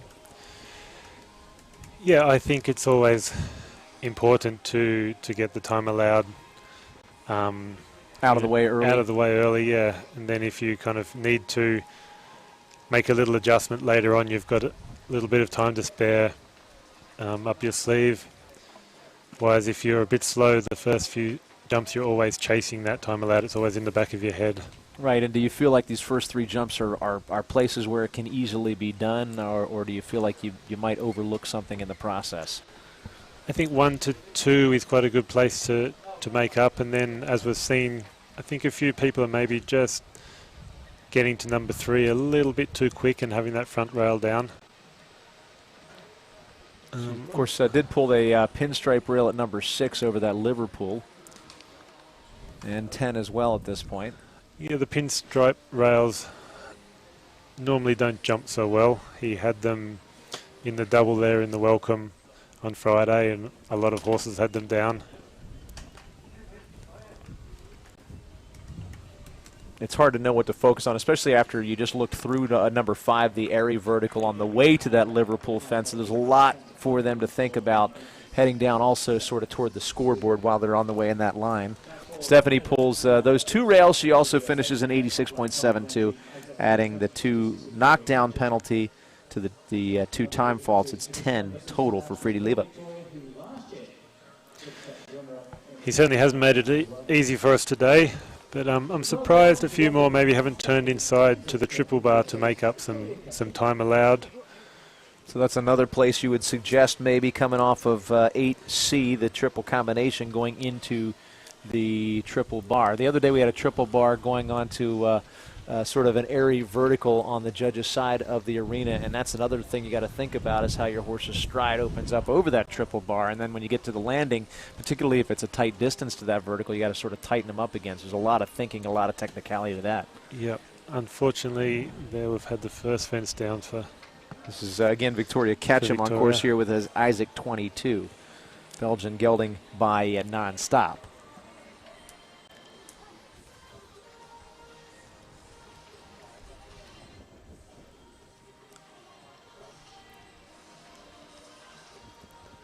She jumped down that line very nicely. Always unfortunate to have the first fence, but in a way it takes the pressure off a bit, and then you can maybe ride a little nicer than you normally would. And she's she's an accomplished Florida-based amateur rider. She's had her share of success for sure, not only just in the amateurs, but also in the open jumpers and the Grand Prix ranks this season, earning ribbons in Princeton, New Jersey, at the Princeton Series, Old Salem Farm more recently before coming here to Columbus. Just a little bit close there after the triple bar, and had it down behind.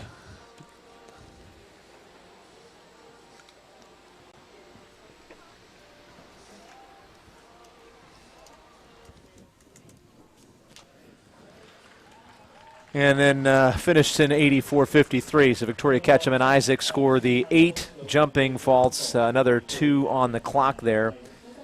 So 10 is the total here aboard Isaac 22, 10 faults. You going to be staying with us here next week, Rowan? Yes, yes. A couple of different horses next week, but we'll be trying again. All right, good to hear that. We've got now Liza Finsness joining us next. She's Wellington, Florida based, And when you see her in a Grand Prix, you're almost certainly going to see her aboard her longtime trusted mount Shiver. So here we are now with our rider, Shiver, the 15-year-old bay Hanoverian gelding by Staccato. And she's earned several wins on this horse, all the while splitting her time between high-level competition and attending school. She just recently, a couple months ago, graduated from school as well. So that's an accomplishment. Probably a little bit more than me. Horse shows have been my school. Yes.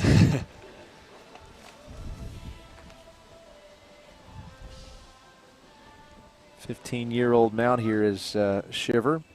He's jumping well today. It's looking good. I'm sure they know each other inside out by now. Oh, come on.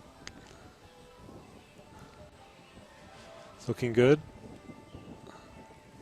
Yeah, it's nice when you get to the point that that bond is there, as we've seen from a lot of top riders over the years, when you have a horse that just becomes your go-to horse at the highest level, that bond is so strong that you could almost do it with your eyes closed, though, of course, that's not advised. Yeah, it's great to have, you know, complete trust in your horse, and then the horse trusts you as well. And good we're focus just going on to be on Shiver. the time again, I think. Yeah, there's the trouble. It's the time. Maybe. Oh, 79.17. Very unfortunate. It was a lovely round. Yeah, we would have liked to have seen her in that jump off as well. Love to see Liza Fensness chase for the ribbons here in the Grand Prix. But today she gets 1 on the clock. And in the opening rounds here, at least a couple trips in, we got to see, listen to Margie Engel's insight, as I mentioned. Now she's going to compete with us here aboard the Glade Winds Partners LLC entry. Austin Desetis. This is number 683. And it's a 10-year-old bay Sil Francais gelding by Milord Carthago. Of course, Margie had a pretty successful season in Traverse City, Michigan. Earned a couple of wins on Dicas and Royce. I think Margie wins wherever she goes. Yep, she's always somebody to count on. She'll definitely get a couple blue ribbons in any given series of events. Of course, she's also been a very trusted rider for the U.S. team. Olympic and World Games competition. She's been to the World Cup finals on many occasions also. Yeah, great competitor, Margie. She's always fun to have at the shows. Good competitor and fun to be around. Good fun. And if you play poker, she'll invite you to a game. And if you like a good joke as well. Yep. A lot to be said for this great lady.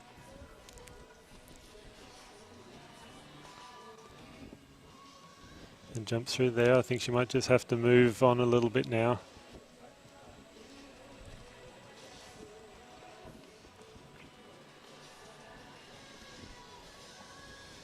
Yeah, she's definitely trying to get the pace up a little bit on the way to that triple combination. And coming around to the triple bar, first of 2 lines remaining. Big jump over that triple bar, and she's taken back a little bit to get the vertical, number 10. He's jumping well. All right, Marge, let's see what we can do here. She's going to have to just keep traveling.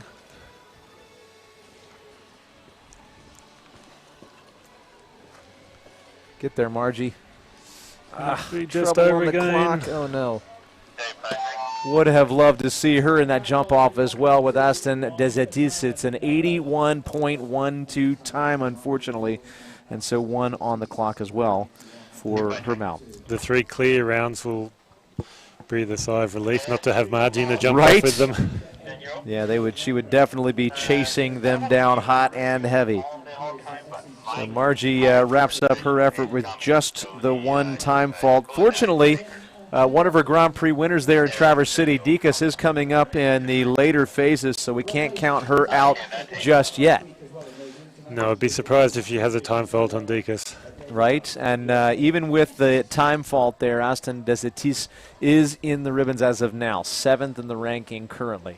Again, to recap, Michael Burnett, Jessica Mendoza, Ali Wolf are the 3 clears to this point who are standing by to come back in a jump off. And we're getting closer and closer to the midway point as David Beisel who is based out of Cincinnati. Not too far away from here is on course his own Essence W, an 11-year-old bay gelding, a Rolla Torn blood by Chaco Blue. His mount today, professional rider. He's had a lot of wins in the national classes, competing nicely this week. He actually just barely lost out to his own daughter, Izzy Beisel, in a class here yesterday. And he assured me that he wasn't taking it easy on her to give her that higher ranking. I'm sure he never heard anything about that for the rest of the evening. Except about 10 times. Rail came down there at back of the Oxer number 4, the Dolman Jump Co. fence.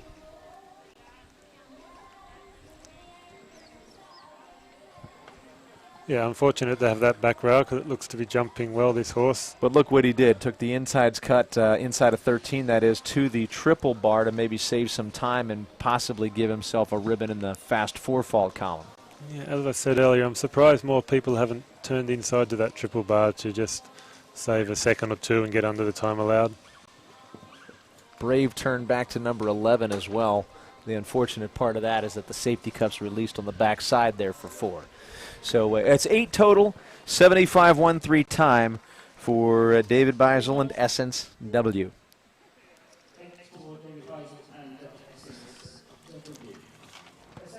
With each passing round, particularly those who have had just the time faults here today, it becomes more and more commendable to get it clear, such as Michael Dean Burnett, Jessica Mendoza, and Allie Wolf have done to this point. We've got Maria Costa on her second entry in the class coming up now for the U.S. She'll be here aboard this time Valentino VZ for Ravello Farms LLC. This time it's a Zangerside gelding by Verdi.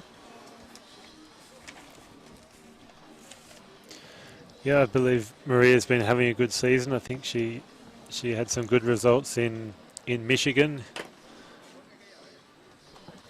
Earlier on her earlier entry, she had 12, so she's going to try to improve on that for sure. Yeah, hopefully all us riders will improve on our second horses.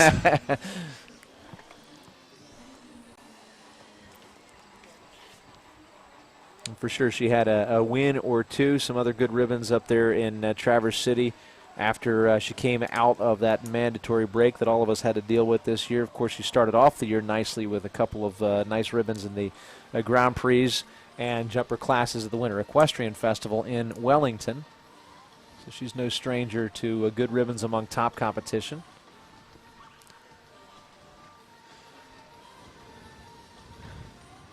Jumped through the combination there well.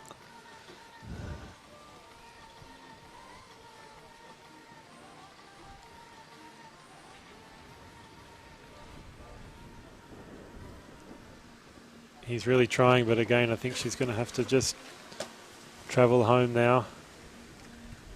10 seconds left to that finish line, or else she's going to have faults on the clock. But she's clear over the jumps so far. Really jumping well. And I don't think if you get to that turn with 10 seconds left, she rocked that top rail, that plank, by the way, but it stayed up.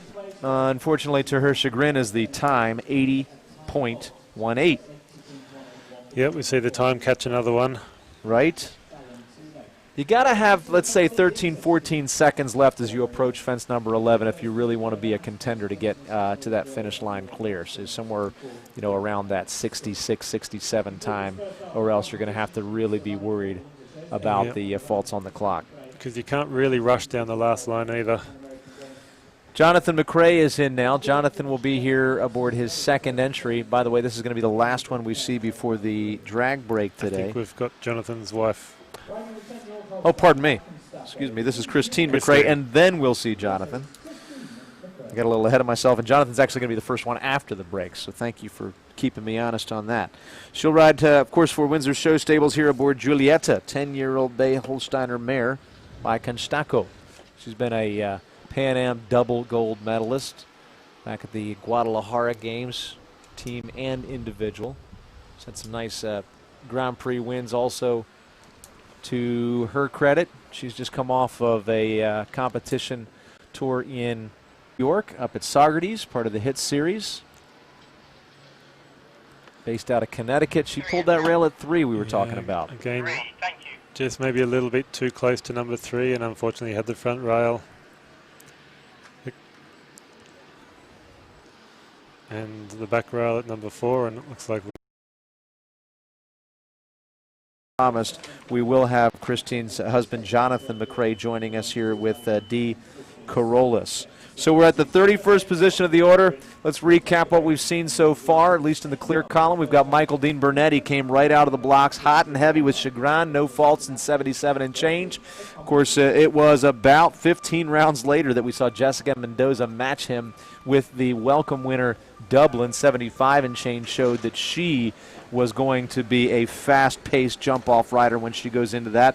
And, of course, glad to see one of the local favorites here, but also a rider who's accomplished at big events all over the world, Allie Wolf, who 5 rounds after that went clear aboard Footloose. So those are going to be the 3 contestants for the jump-off. Still in contention for a ribbon at this point. We've got the one-time falters, Liza Finsness, Nick De La Joyo, Maria Costa, Paul O'Shea, Margie Goldstein, Engel rounding out the top 8 at this point. But there's still a lot left to go here in our first round action run. Among them, your next horse, which is 45th in the order. And I don't want to hold you up too much because I know you want to concentrate on that next ride. So if you feel like you want to head out there and get busy, you're welcome to do so. If you want to stick with us for a few more, you're welcome to do that as well. It's up to you.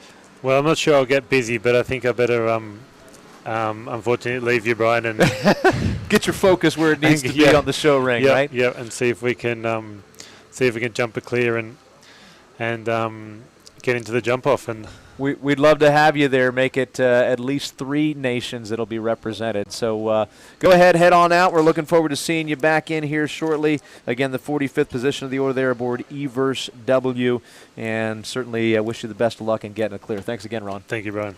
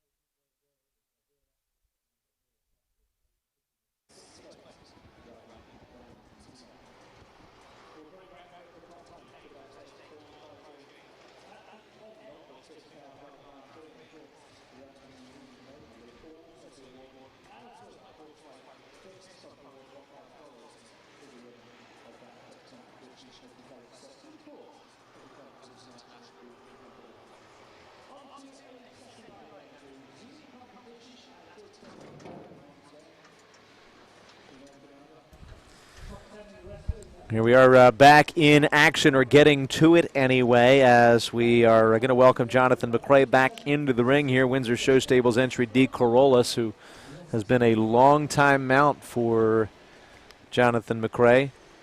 He's going to be up next. Jonathan's had some great wins over the years. Spruce Meadows down in Wellington. He had a $500,000 Saugerties Grand Prix win back in 2018 with another of his great horses, Aristoteles. Here he is aboard the 12-year-old gray Royal Dutch Warm Blood gelding by Junski. This is D. Corollas, number 830.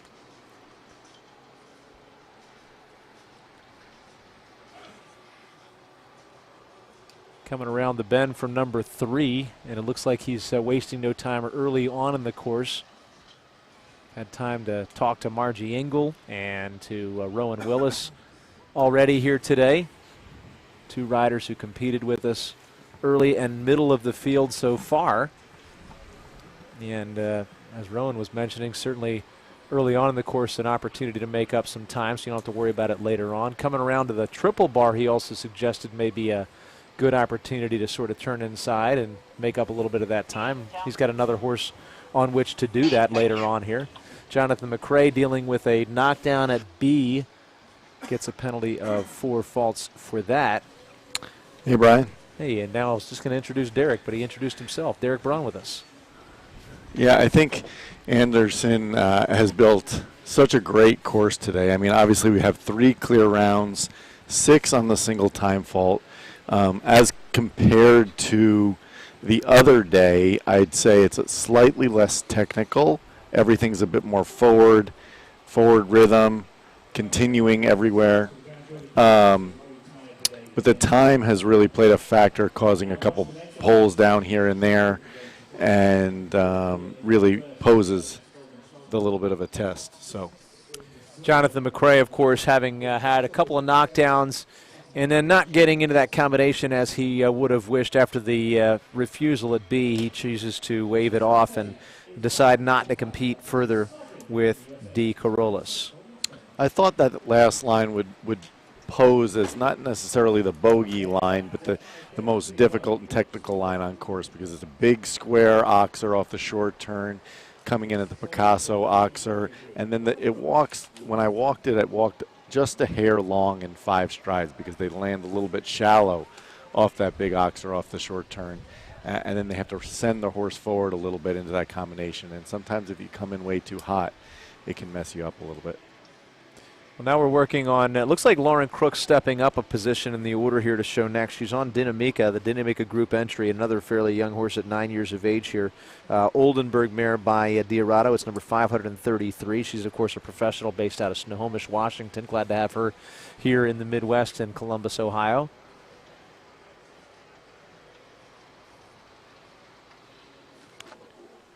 And, you know, I was saying at the beginning here, looking down that line from 5 and into 6, the Liverpool Oxer can certainly play with the horse's attention a little bit, and it almost looked like they didn't really even see that. Yeah, there was definitely a miscommunication there. I think the horse almost even left in 3 strides, and then at the last second stuck its legs back down. Not feeling like they could slightly make it. confused. Right, and it is such an optical illusion. As you're on the event level looking down that line, you can see where it may be something you really got to get their focus on. Well, and this clearly is the horse jumped the first part of the track, really easy, effortless. But like you said in the beginning, he is only 9, so these are a little bit of green mistakes that can happen. Hopefully he came back around. She jumped the Alaman vertical just to make sure that his confidence was okay, and he didn't seem phased by it. So I think they'll be fine for next week, I'm sure. Yeah, there I think it was just confused and tried to leave a stride early. Lisa, oh, excuse me, it looks like we're going to move on then to Anna Dryden. You mentioned earlier this week that you've known Anna since you all were competing in your younger days. Anna's here aboard Double Meadows Farm Entry Pip of Blue, number 534.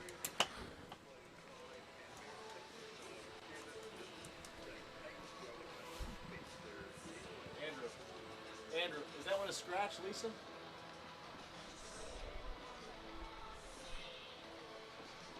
And just for your information, it would appear that Lisa Goldman, Schmolin, and Sovereign have decided not to join us. So that's a late scratch, just finding out about that one, which is why we bypassed them in the order to Lauren and now to Anna Dryden. You know, I think Anderson has really set a generous first 4 jumps for this track. I know we've seen a couple poles down at jump number 3 here, but honestly, he really sets the tone for the entire course by making you gallop from 1 to 2 to 3 to 4. I mean, I think a lot of these riders that have had time faults that have also jumped clear, I think their time faults actually came at the first part of the course, not necessarily at the end. By the end, they picked up the rhythm because they were doing the correct number of strides everywhere, but I think everybody's taking for granted the time in the first 4 jumps. They need to jump 1, gallop to 2 a little bit, do 1 less stride, take a chance there, because these always the first few jumps of the course are always, they're not small by any means, but definitely the track builds as you go. So if I were to take a chance to gather my quick time, I would do it earlier rather than later. C element comes down in the triple combination. I don't know if you got to see the jumping effort there at fence number 7. Pippa Blue certainly looked impressed by that brand new split rock wall. Hey, Kelly. And unfortunately, Anna Dryden and Pippa Blue also are working on time faults up to this point. She gets away with a hard rub at B of the combination. And down at the Animo plank as well. So we've got 8 jumping faults and 87.52. And that's going to be 3 on the clock. So 11 is the total there for Pippa Blue and Anna Dryden. Victoria Colvin is in. Featured her in a win earlier this week. And she competes today out of her base in Wellington aboard the Harris Equestrian LLC entry Giardo, another 9-year-old mount here. Chestnut Royal Dutch Warm Blood gelding. And this is a rider who's had wins dating way back into her very young junior years in the ponies, the junior hunters, the junior jumpers. Even as a junior, she was a winner in the big Derby championships in Kentucky. And, of course, that's carried over her very natural horsemanship into wins in the Grand Prix ring as well. Yeah, I think it's no surprise to anyone to see Tori competing at this level here. I mean, she has such an incredible talent, natural feel, consistent rhythm always. Horses also always seem to just really love the way she rides. I mean, whether it's on a hunter or a jumper, her rhythm is just, I think, really encouraging for them. Yeah, she's got a real connection for sure that just is something you almost can't even teach.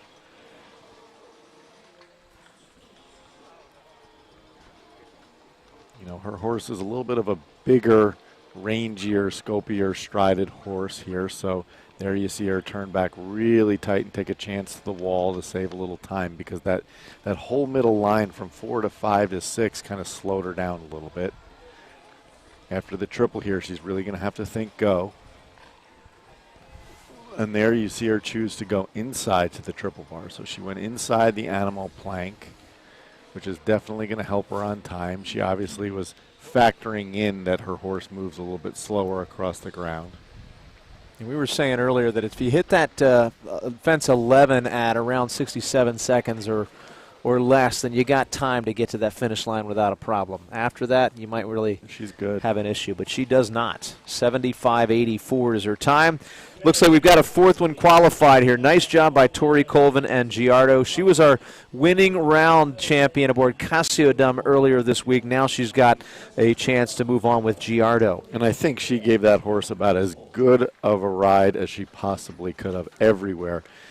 Her horse was coming in a little quick to the triple combination. You could see her really sit up tall, have a feel of his face with the reins at B and C of the triple combination, just to give him that much more time to jump up to her and jump those very delicate verticals coming out at B and C clear.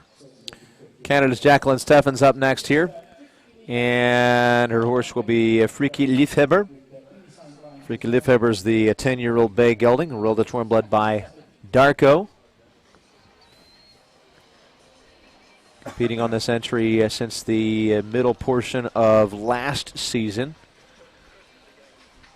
She was a part of our Columbus events here last year as well aboard this entry. Also showed nicely early this season to ribbons in the top 3 at the Deerage Masters Series. She competed with us in Lexington when the Split Rock Jumping Tour debuted back in June for 2020, and Traverse City, Michigan, she was a regular in the Grand Prix ranks and ribbons there. And it's really great to see Jacqueline and her stablemates here competing with us in Columbus again. Super talented young and upcoming rider.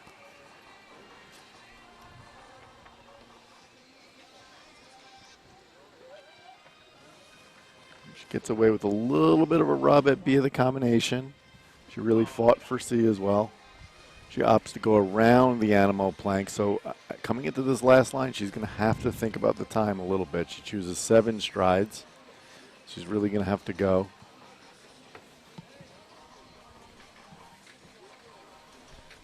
I think she ended up having C of the triple combination. I couldn't see that from this position. They are indeed resetting that front rail right now. So yes, that one's down, 4 faults. And her time just under 78.40. So she flirts with time faults, but does not get over the time allowed nicely there. Just the 4 jumping. Really, really well ridden round all in all. I think that coming into that triple combination, for some reason the horses are kind of studying A of that triple combination just a little bit, which is holding them off of it. Riders are having to squeeze and press over A of the combinations, which is in turn making a lot of the horses get quick at B and C. We've seen him have it motivate going into A several times already here today, so that's just a great observation that's already been sort of seen throughout the earlier phases of the class. And now here we are in the 38th position of the order. Wellington, Florida, and Lexington, Kentucky-based professional rider Chris Uwanowski here aboard Vagabond de la Vallée. His own entry is 11 years of age, Self-Francais gelding by Xander Z.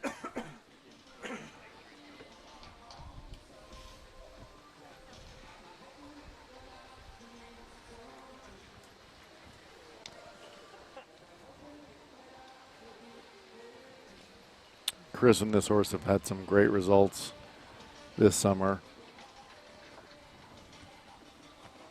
You can see his horse showing, Vagabond showing a little bit of a spice after that oxer.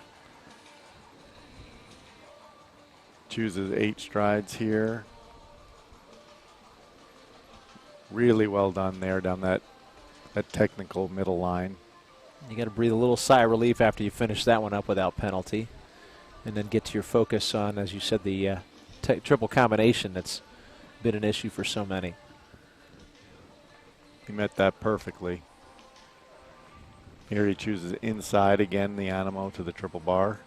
Really good choice. As I was going to say, I was thinking he's just a hair slow. He might be okay, but especially going inside there. Let's take a look here as they take off at the multicolored or Picasso oxer. They're just where they need to be to get inside the time allowed there. And still working on a clear little adjustment right in the middle of that combination.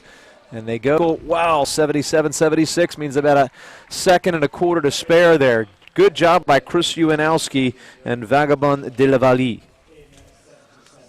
Good job, and we'll look forward to seeing him also vie for a top portion of the $50,000 prize here in our main event on Sunday.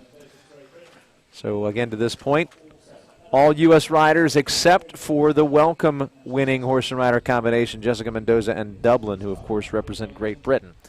Michael Burnett, Jessica Mendoza, Allie Wolf, Victoria Colvin, and now Chris Uwanowski are the good-to-go entries. Aaron Davis Heineking now with us. A winner early season at the Winter Equestrian Festival there in Wellington. She also competed on the West Coast in the Thermal Desert Circuit this year, and October Hill Farms Leone.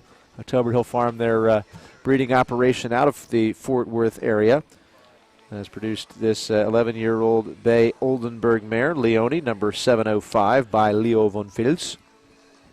And there, Leone seemed to just shift really hard right over the first fence and just get slightly too deep and had the front pole. It's always a long way around after you have the first jump down, but with With not many clears here today, I'd still would think that she'd be thinking to shoot for a quick 4 faults.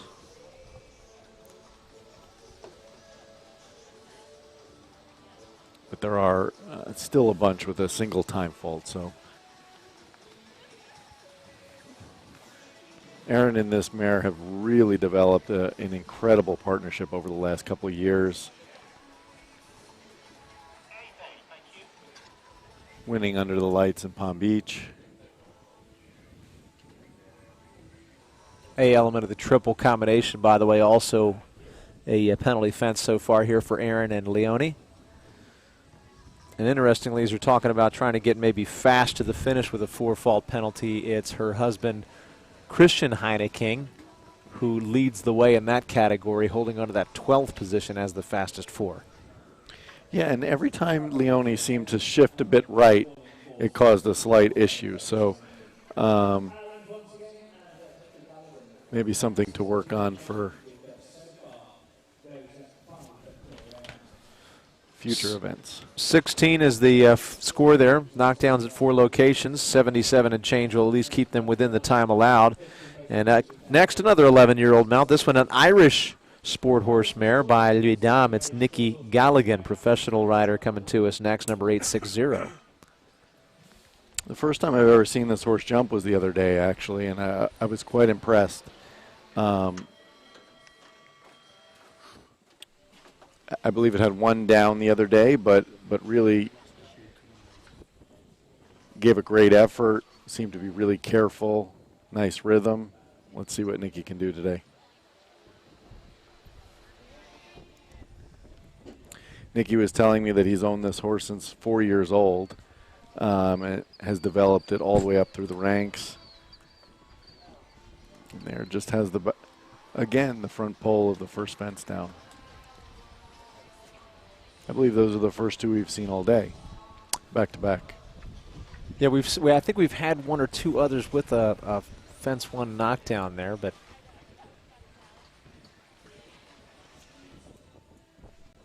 you know, when I was walking the course and I was speaking with Anderson, I noticed that the first jump is not a small jump at all, and it's actually quite square. It's 1.42 m in height, 1.40 m wide. So I mean, it's a big enough, impressive jump to start, which it seems to be catching a few people. Jump the triple combination with these. Chooses inside to the triple bar.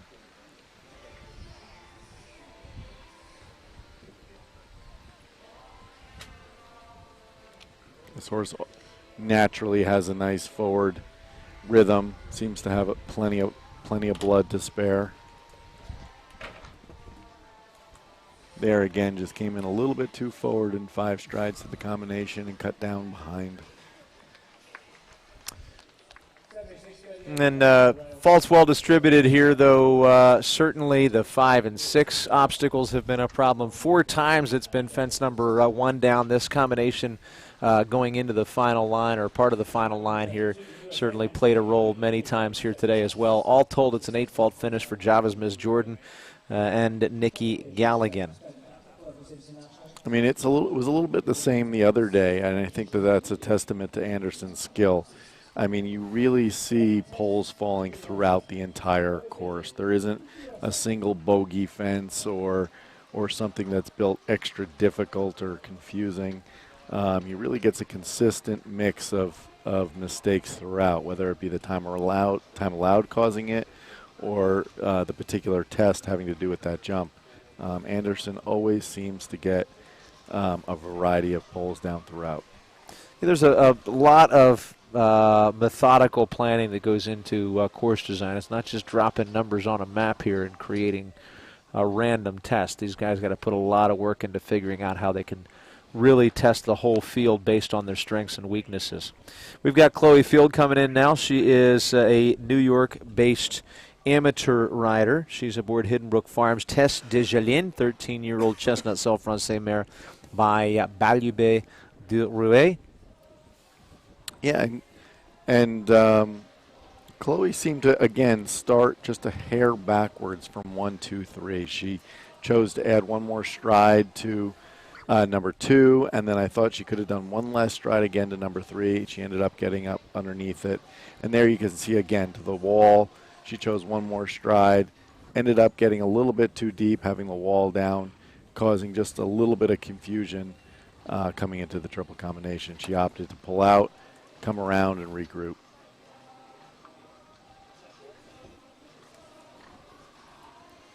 There was a much better distance, and her horse rewarded her for it. Jumped through the triple combination the second time, great.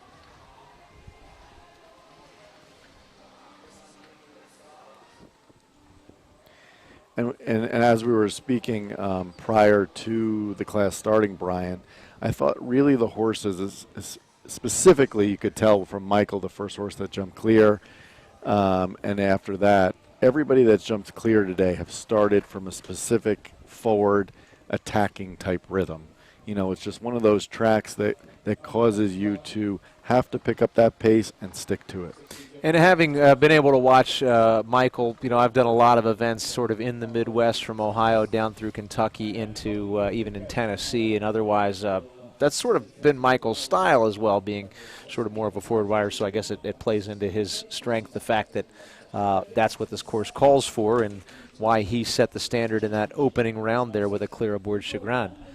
We'll go on to Nail Nassar, and this is Igor van de Widemore. By the way, score there for Chloe was a total of 23 faults aboard Tess Desjardins. Nail Nassar is aboard Evergate Stables, LLC's Igor van de Widemore, 12-year-old Belgian gelding by Cooper van de Hiffink. Niall had Jiminy Cricket early on his young, fairly new mount there. He chose to withdraw from the round on that one and has had quite a while now to sort of keep an eye on what's going on in the ring here, decide how he is going to compete here aboard this more mature entry at 12 years of age. And one of several Evergate Stables entries. We've got 3 different riders on those Evergate Stables entries here today. Harry Smolders, Nail Nassar, and we're going to see here in just a little bit that as well Jennifer Gates will be competing on one of those Evergate entries. Really well done down that middle line. He opted for 8 strides to 4. Worked out nicely for him.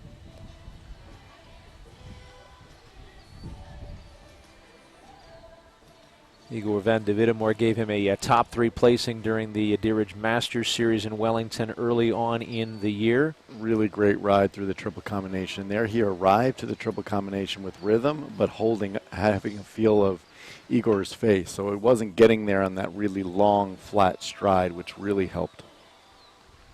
67 seconds at the takeoff of fence number 11 means potentially good things as far as the pace. And he could get there in time.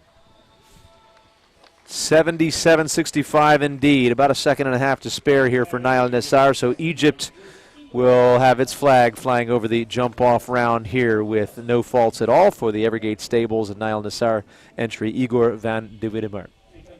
Good to see him coming in. The USA, Great Britain, and Egypt will now be a part of the fray for the big prize money today. All told, 7 entries so far will be featured. Ireland could have a chance as well if James Brennan can pilot clear on this entry. Already showed an earlier entry, Favorita de Muse, in the 9th spot of the order. Now he's 44th to show aboard Crook's Show Jumping's Belle du Cortil. This is another 9-year-old mount.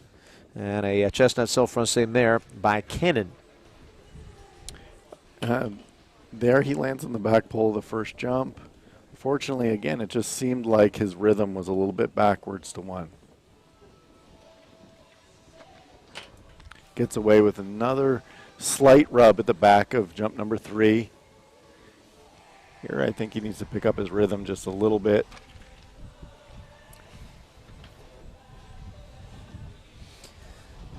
Second rail sort of takes him out of contention for a ribbon here today, and so at that point he decided to not try to make that distance to number 5 fit in, and we'll see what he chooses to do in lieu of that.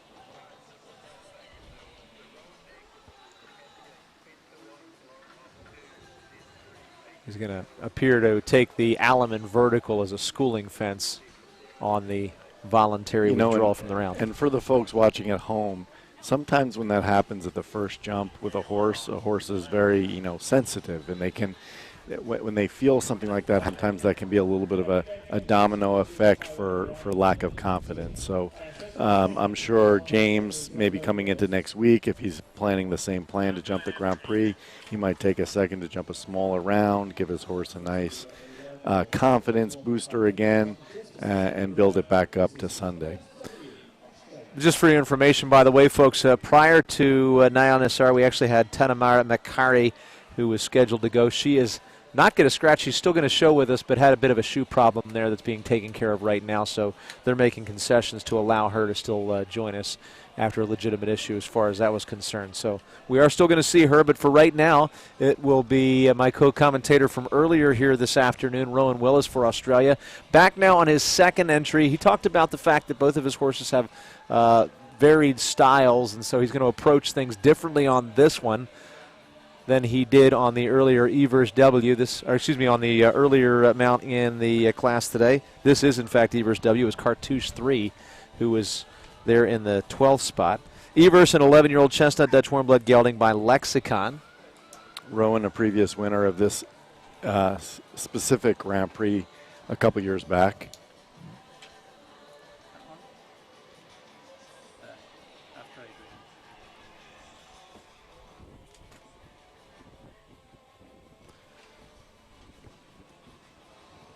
Time savings in the first couple of jumps, something you and I have discussed, something Rowan and I also were talking about earlier on, though you don't want to take their eye off the ball there. Some of them had a little trouble as they were really trying to rush it going up to 3, and that's where a bunch of them had knockdowns in the process. He did say he was going to make an inside turn to the triple bar, which we just saw him do, and now he's coming around on the pace he needs to get there without penalty and inside the time allowed.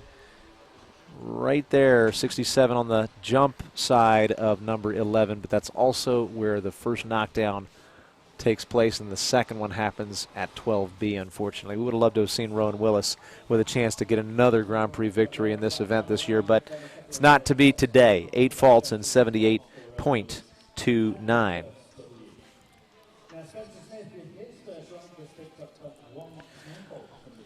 Spencer Smith comes to us aboard a 10-year-old mount. This is the Bay Hanoverian mare by Graf Top. It's Graf Compliment, number 866. Just a time fault on the earlier entry there for Spencer Smith, and we'd love to see him avoid that this time around. That early entry, of course, was the Gotham Enterprises mount Kibel, who he's just recently started riding. So maybe just taking it a little bit easier as he's trying to sort of create that bond with a new horse. But on this one, it is his own Graf Compliment. Already you can see the rhythm from 1, 2, 3 is right on pace.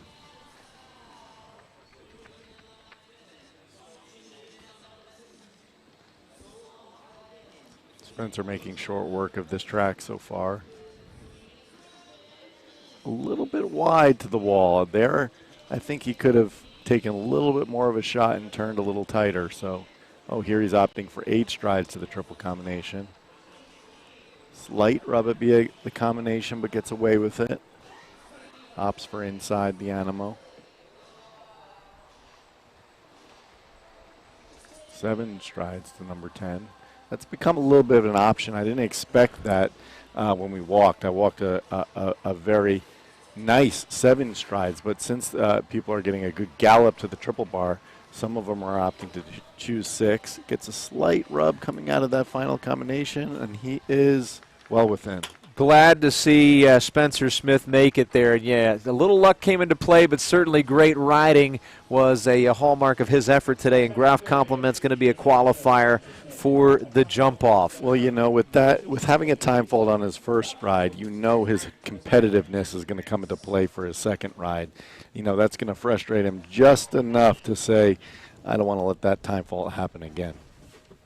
Indeed, and again, we've already seen Spencer earn a victory earlier this season A couple of them, actually. Some of them coming in Wellington in the Grand Prix there, also in Traverse City, Michigan recently. But those were mostly aboard IAD Hero Z and Princeton Z, so as well as Theodore Menciez. Today he's going to pilot Graf Complement to a qualified effort. As we now move on to Paloma and Lauren Huff.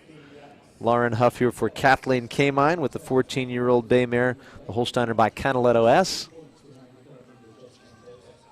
And by the way, as our arena commentator just mentioned, we do have a separate set of awards for our lady riders here this week.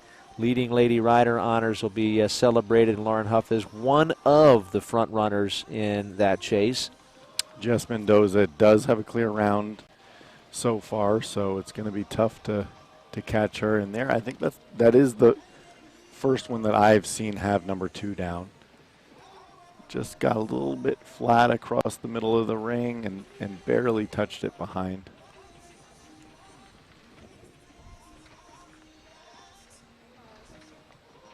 So that tough line from 5 to 6 coming in play. And I think Lauren's choosing to save it for another day.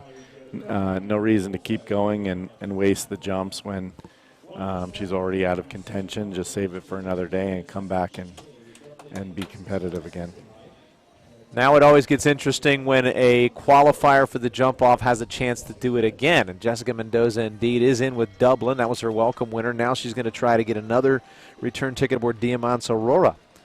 10-year-old gray mare by Dorado. And as you mentioned, a front runner in the leading lady rider category on top of having a chance to jump off on an earlier entry.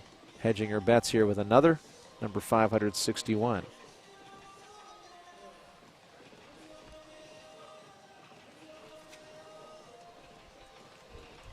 It's done well on the Traverse City Tour here prior to coming to Columbus for our 2-star events. Riding, of course, for Great Britain.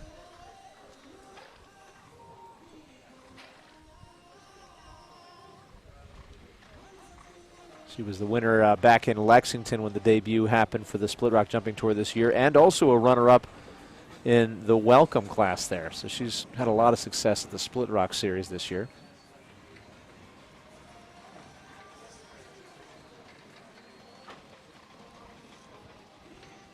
And the pin-striped or oxer rather there is where the first penalty happens. 4 faults for that knockdown on the front of 6.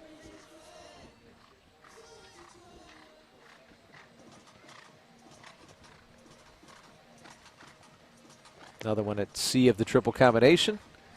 And so she'll decide to go wide to the triple bar with no reason to rush it there. She's at 8 faults so far.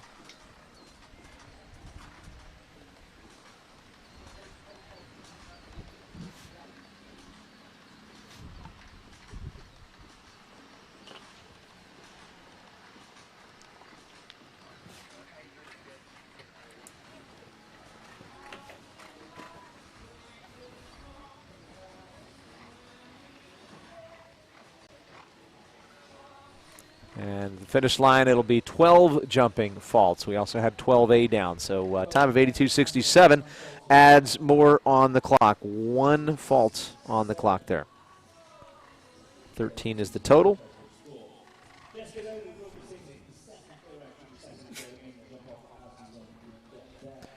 Canada's Adrienne Iverson is in once again.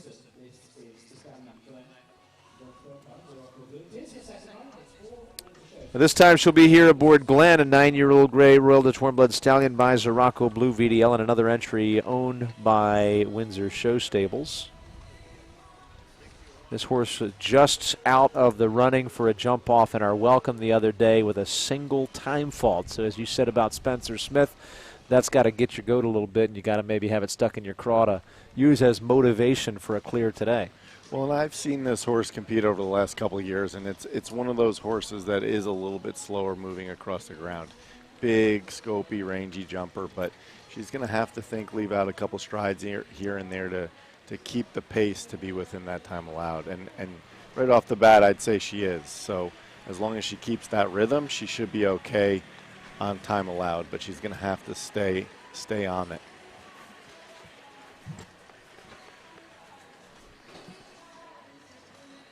Deliberate track to 5 and 6, which of course is necessary in a lot of cases here because that's one of those tricky lines we talked about. Good so far. Get to ride a little bit aggressive at the wall. She needs to cool it a little bit. And again, we saw that they had to really up the intention going into that triple Here combination. she's choosing to go around the animal, which I think is slightly risky on time allowed. She's choosing 6 strides. Smart. But now she needs to go.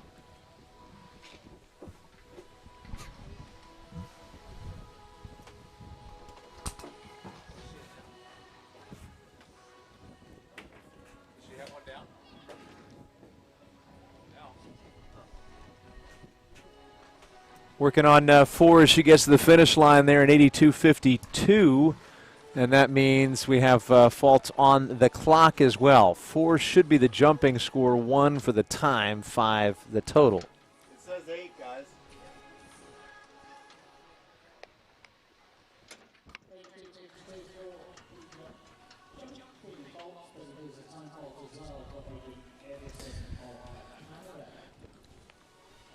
Well, as promised, Tanamara Makari is going to join us. She had a little trouble with a shoe issue, needed to be repaired there before she could come in, so now she is on course and riding Feminka number 609. This is a representative of Mexico.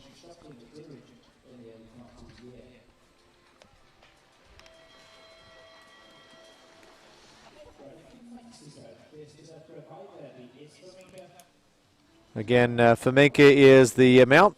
Bay Royal, the twin blood mare by Verdi Tien, owned by Jorge McCarty. Showed back in 2016 as part of the team for Mexico at the North American Junior Young Rider Championships when they happened in Parker, Colorado. So she's already been identified by her country as one of the possible future senior team riders. And unfortunately, another rider that has 4 faults at the first jump. She's definitely shown promise, though, as she's had some nice ribbons in Monterey late last year, early this season in Wellington, part of the under-25 series that happened there. She had a couple of good ribbons in the Grand Prix at the under-25 ranks. Her horse jumped that wall, great. Excellent ride into the triple combination.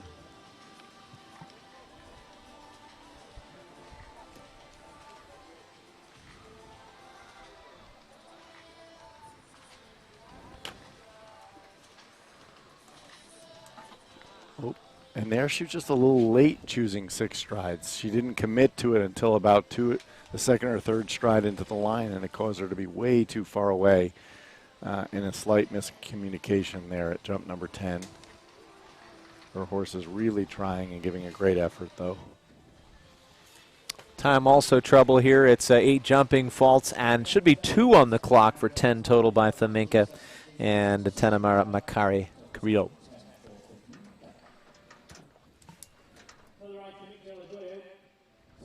All right, so now for Nick Delajoyo's next opportunity.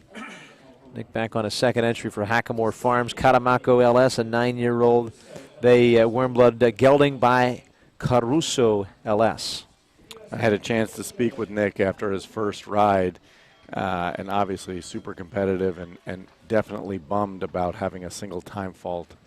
So he specifically said he thought he had a time fault from the Dolman Oxer to number 5 at that very delicate, skinny wave vertical. He opted to do 9 strides on his first horse, and he really thinks that caused him to have a time fault. So let's see if he changes his plan for this horse. I know every horse is slightly different. He might have a completely different plan for this one, but I'll be interested to see what he opts to do on this go of it. I'd bet he does 8 strides instead. Already he's starting with much more rhythm.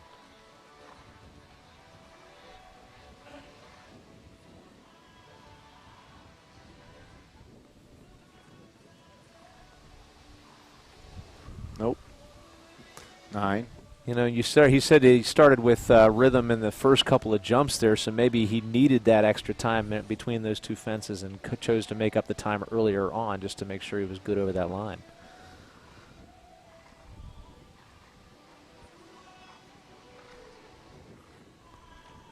Ah, down at C, unfortunately. Yeah, and his horse really backed off via the combination, but then kind of shot forward at C and got a little aggressive and had it down behind.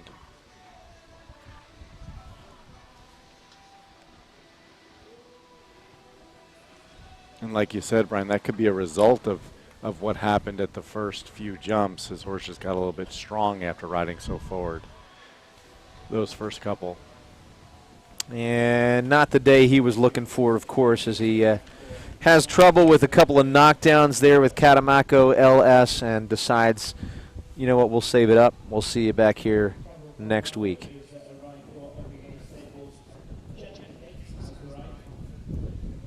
Third of the riders for Evergate Stables is Jennifer Gates herself aboard Capital Clonardo, a 15-year-old Holsteiner stallion by Coleman, number 569.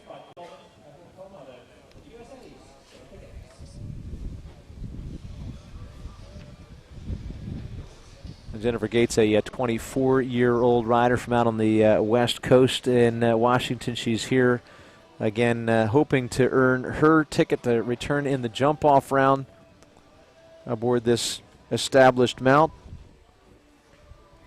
And there, Capital Colnardo jumped really hard right over the first jump, but with plenty of scope, gets across just fine. She's been a 3-time representative at the North American Young Rider Championships, has individual gold and silver and a team bronze to her credit in those 3 starts. There she walks 8 strides. Here she needs to think time a little bit. Ah, goodness. And there, coming around the turn, I think the distance just didn't show itself the way she would have wanted. It was a little bit on the half stride and just a slight miscommunication.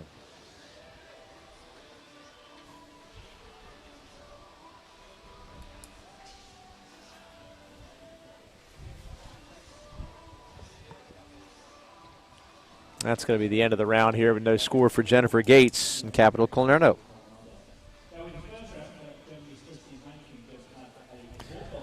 4 faults was the early result there for Christian Heineking. He was a very quick 4-faulter in that effort, but at this point, it doesn't necessarily matter for a ribbon because we've had several more make it into the jump-off. In fact, all told, 7 entries qualified for the jump-off at this point. So we'll see what happens now as he's back in the ring, riding again for Germany. He's aboard NKH Darko's son for NKH LLC, a 9-year-old chestnut Royal LaTourne Blood Stallion by Darko.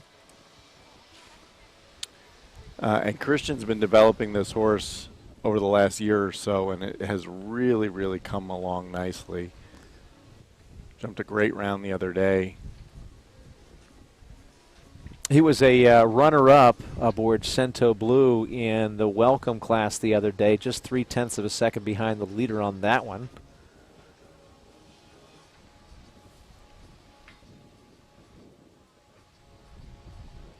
Mr. Darcy is winner in the meter 35 on our opening day of competition here in Columbus. He's had a pretty good week so far. Really well ridden across the center there. He does 8 strides to number 5. He held for the first couple of strides, and then he put a little bit of pressure at the end so he could give that support across that very delicate Liverpool Oxer at number 6. Really thinking time allowed because, again, the type of this horse is a little bit slower moving across the ground. Chooses 7 strides here. So there you can see him send him forward because he knows he was a little slow in that 7. Just where he needs to be on the clock, but it's right there at a critical point that the rail comes down on the backside. So it will be another 4-faulter coming in. And his time will be 77.65. That's really too bad. That horse jumped a great round. Just coming off that short turn into the last line, seemed to lose a little bit of steam, a little bit of gas out of the turn, and just fell out of the air a little too early. Lots to take into account here when you're trying to approach a challenging course like this among a challenging field to get into that jump-off round. As you're getting around the turn to the final couple of jumps and you want to think time, that could be certainly Christian, a very established professional rider, and we're sure to see him in a successful effort going into the next week here. As I mentioned, he's already had a win and a runner-up in some big classes already this tour. Ailish Kniff is next. She's aboard Carlotta 249, riding for Whipstick Farm Limited aboard the 10-year-old Holsteiner mare by Cartani. 53rd in the order of go, which means we're sort of in the home stretch now. We've got about 8 more to compete before we adjust for that jump-off. And she's working on time in the early phases, but in the process does pull the front rail at number 3.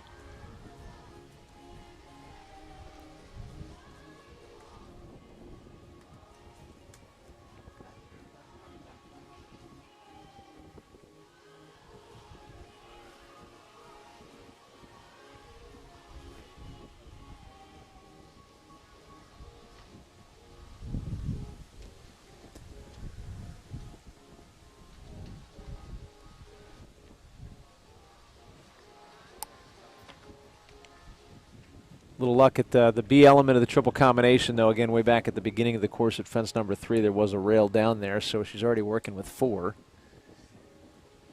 And I have a feeling we're going to have some time penalties as well.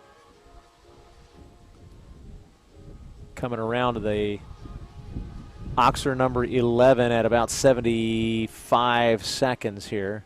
76 as she takes off. Drops that one also. And rolled back and forth on the top of 12A. That one dropped, and then 12B also. And 87.45 is where the clock will stop. 5 knockdowns, 20 jumping. We've also got 3 on the clock. Click for quality coming in now. Tiffany Field will ride. She'll be here aboard the Hiddenbrook Farm entry. Swedish warm blood gelding by Click and Cash.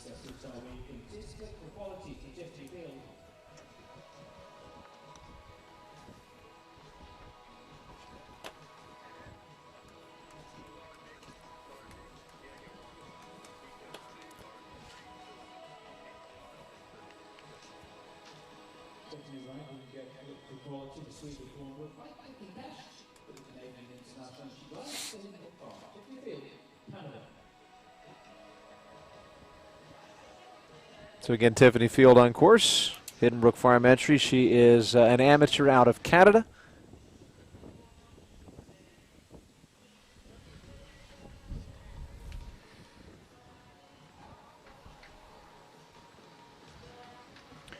And it's really great to see a wide variety of riders competing here in this 2-star event. You know, this year it's a little bit unique to see. Usually you don't have such high caliber riders at a 2-star event necessarily like this, so it's really a huge mix of competitors, and it's just great to see everybody competing against each other, and honestly everybody's having just as much difficulty with this course really throughout. You know, you see some of the top professionals in the world like a Harry Smolders have an easy 4 faults at jump number 3, and we've seen a wide variety of rounds.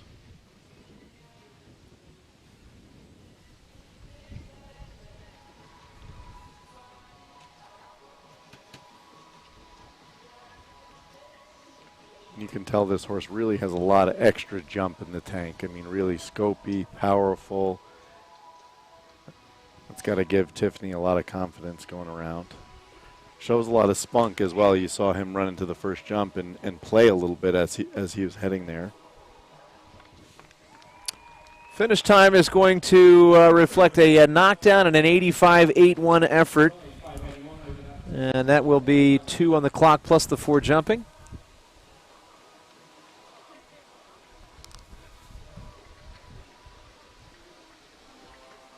Actually, all told, it's 9 faults there for jumping. And I'm sorry.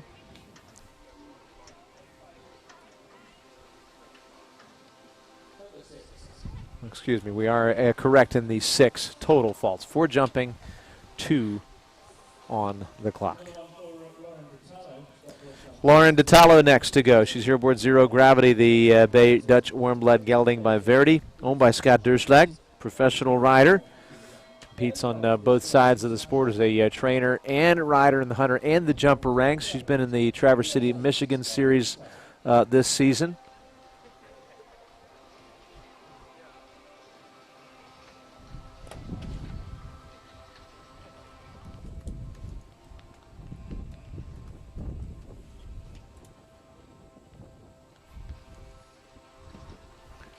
Lauren jumped a great round the other day.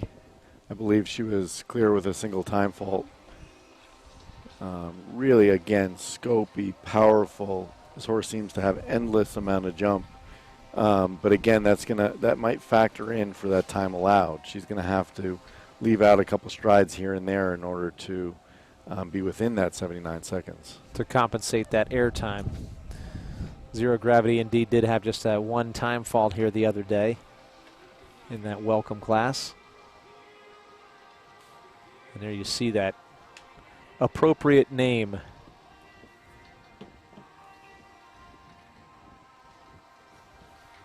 Really well ridden through the triple combination, but I think she's, even though she's going inside the animal, I think she's slightly behind the rhythm for the time allowed.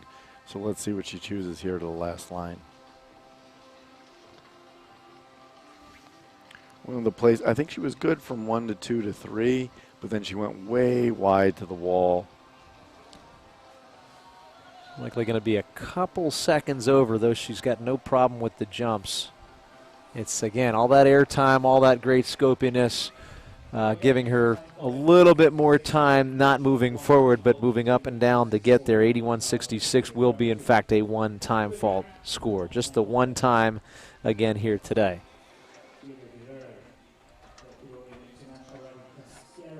Got Diego Javier on course here aboard Cascaro. Diego took a win in a meter 30 class during our Thursday performance. That was a time first jump off event as well. Cascaro is a great Holsteiner gelding by Colbert GTI, and he represents Ecuador. This is actually his second ride in the class.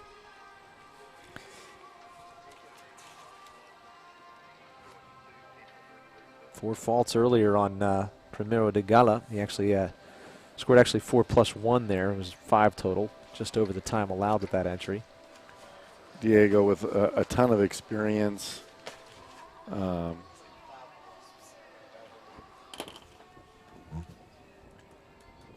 this is just ideal weather for show jumping, isn't it? I mean, it's probably 72 degrees and partly cloudy skies. Yeah, we're pretty blessed right now with this kind of weather this time of year. I believe into next week they're calling for a little bit chillier temperatures, so we'll see if the sun keeps shining.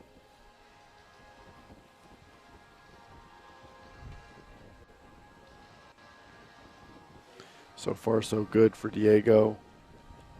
Comes in really nicely to the triple combination. There you can see him really working it through B and C of the triple, and unfortunately has C of the triple combination down. Just couldn't quite get his horse to slow down enough to rock back on its hind end and jump C of the triple combination clear. Yeah, he's shown at the South American and Pan Am Games quite a few times. He also was part of the World Games team back in 2018 for Ecuador. Today, he'll post a penalty of 8 in a time of 77.85. That's aboard Cascaro. So time wasn't his trouble. Now for Nico Ritter. Nico aboard the Signe Ospi entry, Kidamo 10. Bay Holsteiner gelding by Kidam de Revel. 57th on the list here today.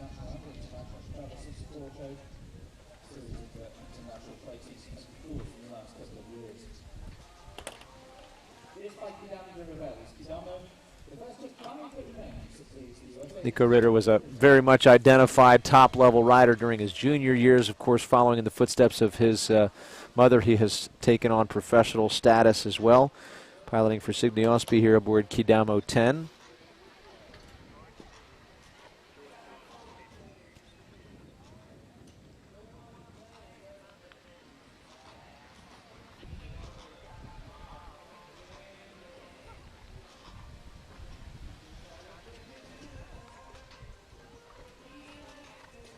This horse has a really great technique, a lot of power. You know, I keep mentioning it, but, you know, the rhythm to this track is just so important. I do think Nico is also a little bit behind rhythm from 1 to 2 to 3 to 4. He did try to make up a little bit there on his turn back to the wall, so he's opting for 9 strides coming into the triple combination. And we've seen others make the decision to use that turn to make up time and have it not pay off. In his case, there was not a trouble. Here he does go inside to the triple bar, trying to save time there. And he's on a good pace as of now. Right where he needs to be. In fact, maybe a little ahead of what he needs so he could take a little time coming into this final line. Landing in 66 over number 11. Oh, wow. Wow. Got lucky coming into that combination, huh? I mean, that really shows the horse's quality there to be able to think about stalling off the ground, but still somehow manage to leave it up. What a trier that was. Being able to adjust in that situation is commendable for a horse like that. We add another name to the list now. Fault-free and finishing as a jump-off contender is Nico Ritter aboard Kidamo 10. Certainly would love to see the go-getter U.S. rider Margie Engel get into that jump-off round. She was with us in the early phases of the class here for the first 14 or so rides to tell us her thoughts on the course and on how it should be ridden. When she wrapped up on her first entry earlier on, she unfortunately did so with a time fault. So that was aboard Aston Desetis, and now she's going to join us aboard one of her very recent winners in the Grand Prix of Traverse City, Michigan. This is Dicas. Been competing on this one successfully over the past couple of years for Show Horses Incorporated. It's an 11-year-old Rhinelander gelding by Diarado, number 684.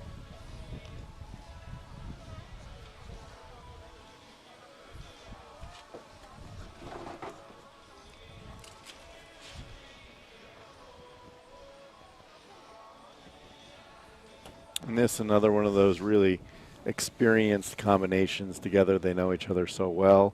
Dicas is, like we were talking about, one of those bigger, scopier, rangier, a little bit slower moving across the ground type of horses. But for Margie, it really doesn't seem to phase her. She's always carrying such rhythm and pace and forward momentum, and then especially having a time fault on her first horse. I think she's going to pretty much do everything she can to not. There you see her really come so far forward into the triple combination, and that's where her experience came into play and was able to still leave it up. She did choose to go around the animal vertical to the triple bar, which we'll see how she is on time. Factoring that in. She could make it. She's on the pace she needs to be going into the final line. Goodness gracious, hate to see that rail at 12A. 4 faults there. You always want to see Margie in a jump off. It's so exciting. 77.50 the time with 4 faults for Dicas. Georgina Bloomberg, speed class winner on Thursday aboard Paola. Now in with another entry, Dulara Colmin. Liver Chestnut Warm Blood Stallion by Coleman, owned by Gotham Enterprises LLC.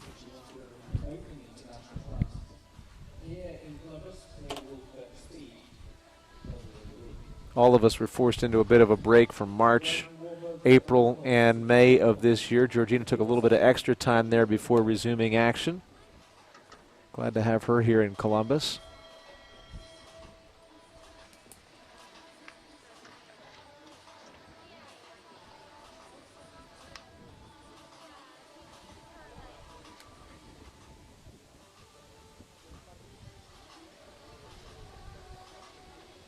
And this is the first Split Rock Jumping Tour event Georgina's ever been to, so it's great to see her be able to come and experience one of our events.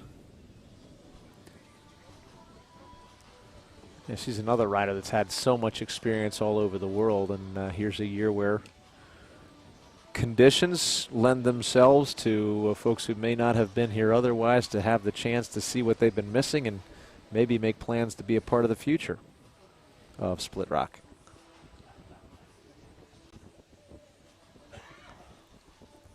This horse has a really huge stride. She's just walking the lines a little bit. And there you saw her over number 5 really kind of wrestle with him a little bit just because his stride was getting away from her, and unfortunately just got a little bit too close to that front pole of the Liverpool at number 6. You can see how much jump this horse has, really.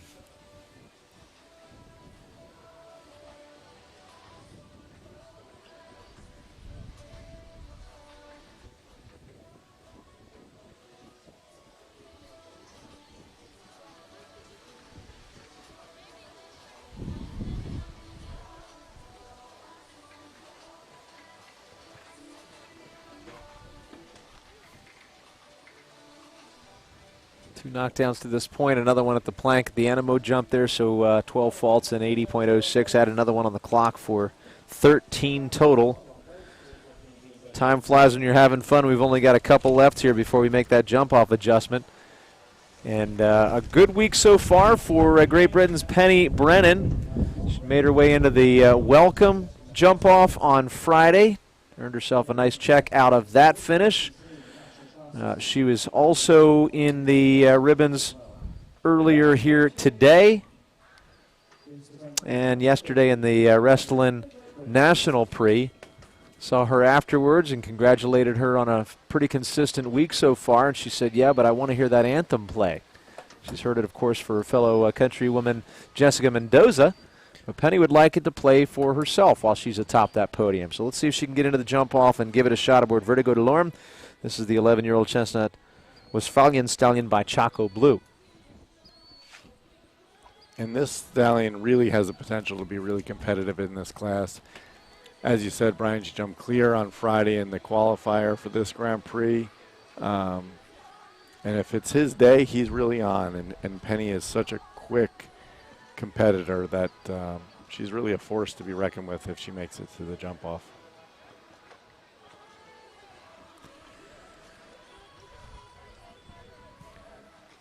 So far this week, Vertigo looks really on form.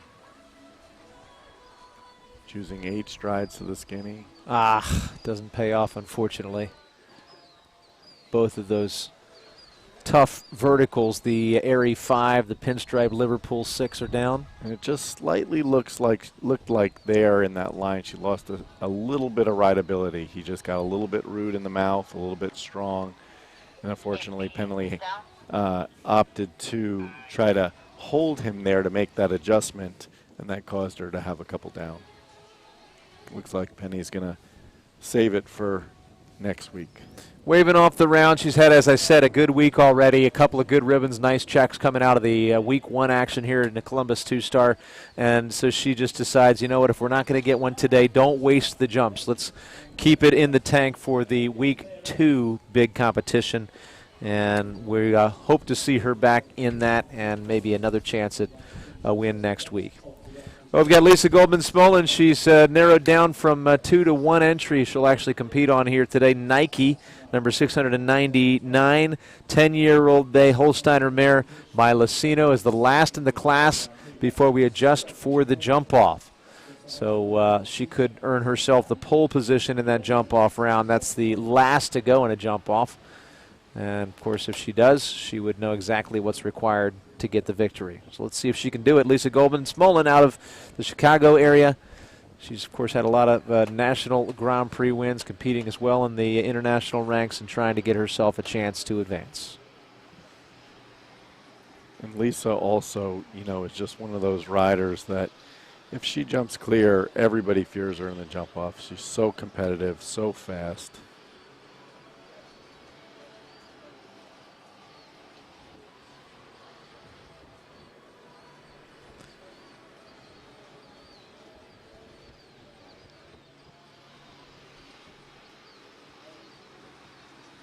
Starting off with a really nice rhythm from 1 to 2 to 3.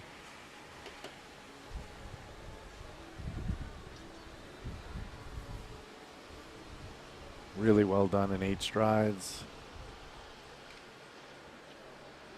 There, unfortunately, just comes down on the back pole of the Liverpool Oxer at number 6.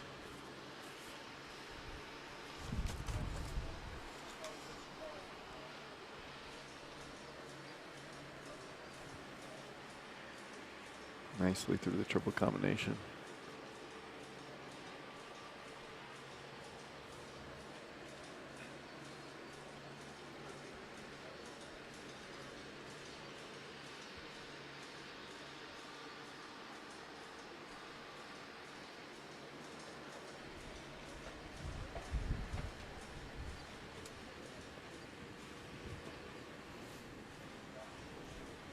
No. That was really, really too bad. That was a great round. She also just finishes a fraction over in 79.44, so we'll add one more on the clock there. 5 is the total. You know, something to build on at least for next week here for Lisa Goldman-Smolin and Nike. Hoping she'll be with us here for the week 2 action. So that wraps up the first round. Time to adjust for the jump-off. And let's again recap the qualifiers. Right out of the blocks, Michael Dean Burnett showed that it could be done with his 11-year-old Oldenburg Mount Chagrin. So it was nice to see him earn a ticket to come into the jump-off. But it wasn't going to be a jump-off until somebody else did the same thing, and it was 15 rounds later that Jessica Mendoza, the welcome winner and the front-runner in the leading lady rider honors, did exactly that. Dublin was the winner there on Friday, and Dublin's going to be her short course qualifier today. It was also nice to see 5 rounds later that Allie Wolf from New Albany, Ohio, native to this area surrounding Columbus, could make it in as well. We know there's going to be a local audience viewing on the stream to hope for her to keep a prize at home. Footloose will be her qualified mount. And then it was another 15 rounds and a drag break between her and Tori Colvin, and Giardo's clear. Chris Uwanowski made it as well, and he did so aboard Vagabond de la Vallee. Then it would be Niall Nassar and Igor van de Widemar. Graf Compliment, Spencer Smith's ride. It was nice to see him on his second entry make it in. And then Nico Ritter, of course, the most recent aboard Kidamo 10, will be a short course contestant as well. We'll tell you the specifics of the jump-off course here coming up, but right now it's time for the drag break. Maybe those of you who are watching at home or wherever you may be want to stretch your legs a bit, grab a beverage, grab a bite, and come on back. 10 minutes or so from now will be the pedal to the metal jump-off round. Looking forward to having you back for that.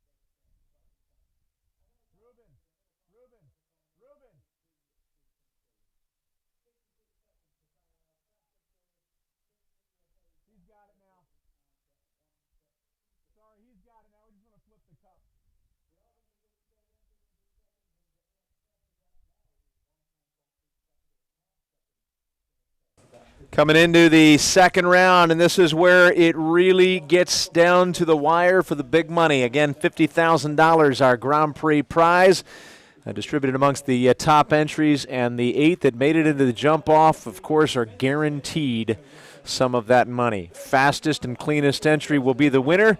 And Michael Dean Burnett, it was the first one to compete today. He made it look easy.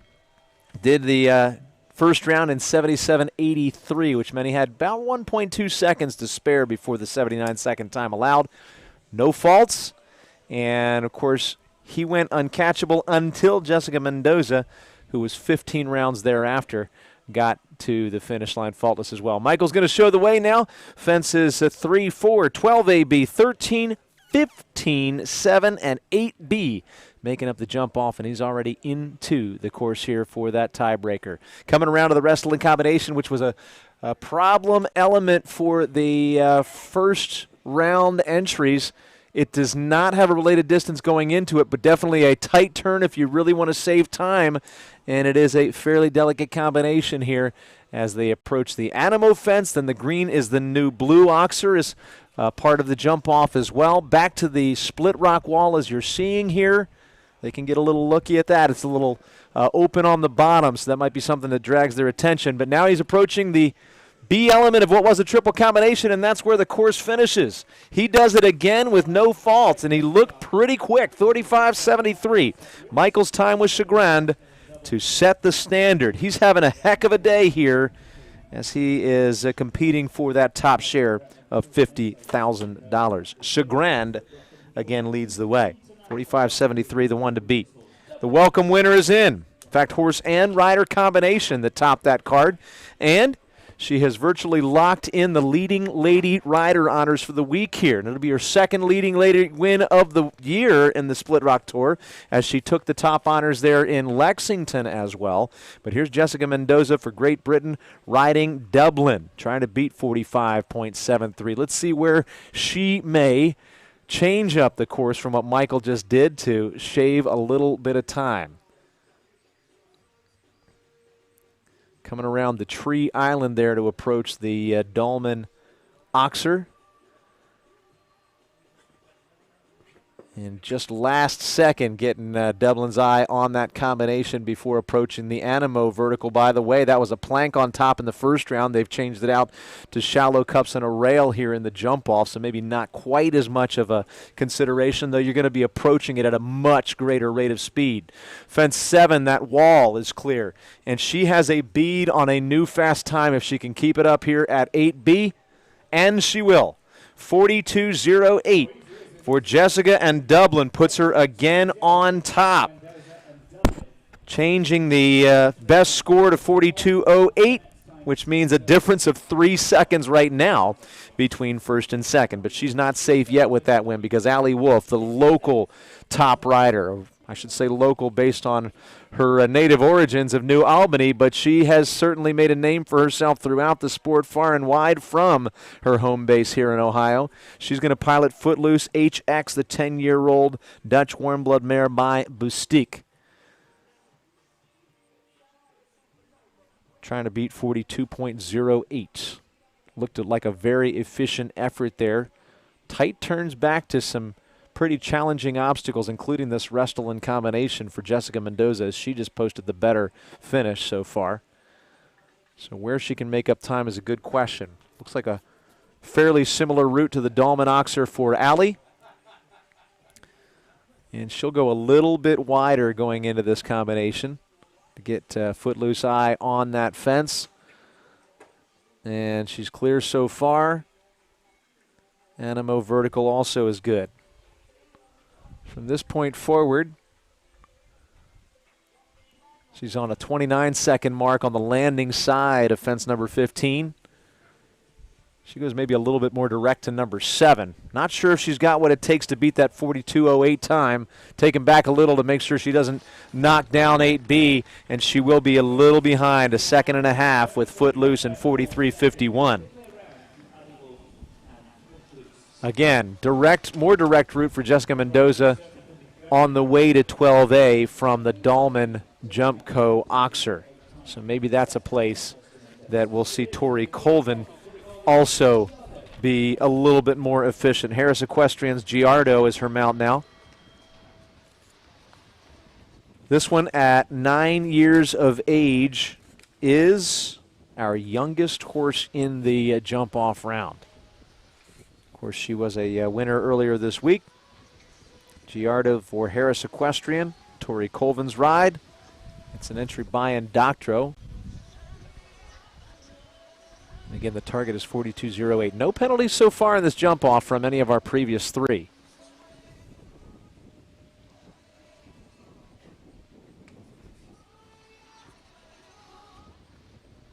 She's also going just a little wider than Jessica Mendoza did here. Of course, that one's going to come down as well, taking her out of contention for the win, but she's still got to focus on an accurate remainder of the ride here to give herself the best chance at least a pretty good placing. Automatically fourth just after the 3 clears for this point.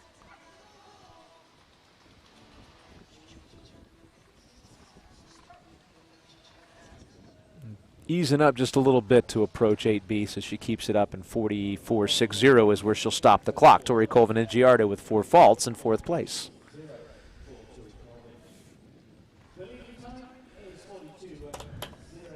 Halfway through the group here, we've got 8 qualifiers. 4 of them have shown so far, and again, it's the welcome winner, Jessica Mendoza, and Dublin still at the front of the pack, while Chris Uwanowski joins us next. The first rider was gentleman Michael Dean Burnett. His time was 45.73. He went outpaced then by our lady rider Jessica Mendoza in 42.08. Allie Wolf followed up with a 43.51 time. All 3 of those were clear. And Tori posted 44.60 with 4 faults. So we're halfway through the jump-off round. We've got Chris Uwanowski with Vagabond de la Vallee. His own entry, a Celle Francais gelding by Xander Z. And he approaches jump 3 to start the short course. That's the Neon Oxer there close to the gate.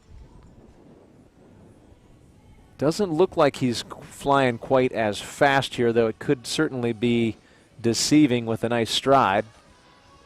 More deliberate outside to the approach and the Restylane combination.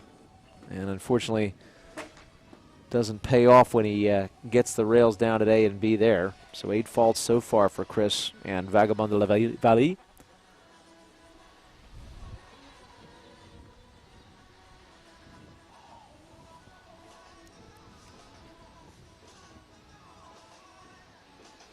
Clear over the split rock wall. Still carrying the 2 knockdowns from the Restylane combination here. So 8 faults as he approaches the last jump. And he gets there in 47.57. Into 5th place right now. Time allowed in this round is 56 seconds. No one's been anywhere close to that so far. So that's obviously not an issue at all. Niall Nasser for Egypt here aboard Igor van de Wiedemoor for Evergate Stables LLC.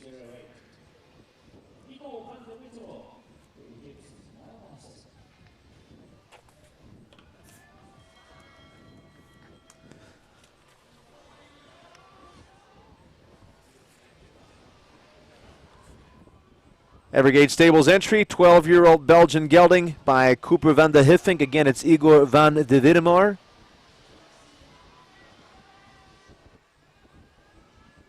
Top 3 finisher out of the Deer Ridge Masters Series early this season.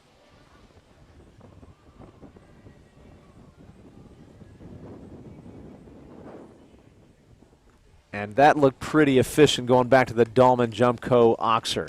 He looks to be blazing wider in the turn, but I believe he's ahead on the pace here as he approaches the Animo vertical. He is really flying around here with Igor. Down on the backside of that fence number 15. So the best he can do at this point is 4th if he's quick with 4 faults. And he'll approach the last jump with no penalties over that one. 41.71 the finish time, and indeed he was quicker. If it hadn't been for the rail, we would have had a change at the top. 41.71 with 4 faults. Spencer Smith nearly had 2 qualifiers. His early entry with just a single with a single time fault, that is. And again, that was in the early phases of the class here today for Gotham Enterprises there with, again, his fairly new mount for them, Kibel. He avoided penalty on his second entry, Graf Compliment. We'll see what he's got to offer and whether or not he can wrest away the lead for the USA. Again, it's Jessica Mendoza currently at the front of the pack with her entry, Dublin, owned by Kent Farrington.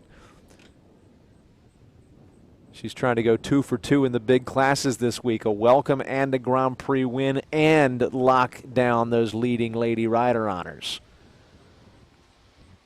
Spencer Smith, certainly a rider we're looking to for future team starts on behalf of the United States, is going inside the tree island of the Dolman Jump Co-Oxer. That could pay off in spades if he can keep them all up.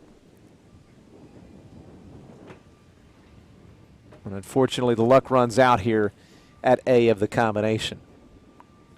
He definitely had his eyes on that prize coming into the Dolman Jump there as he was trying to keep under that quick pace. Now around to the fence number 7. That's that brand new split rock wall.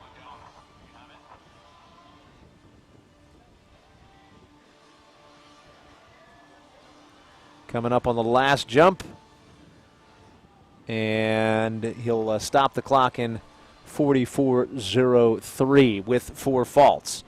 Looked like he took up a little bit after the knockdown there aboard Graf Compliment. 4 faults in 44.03 will put him.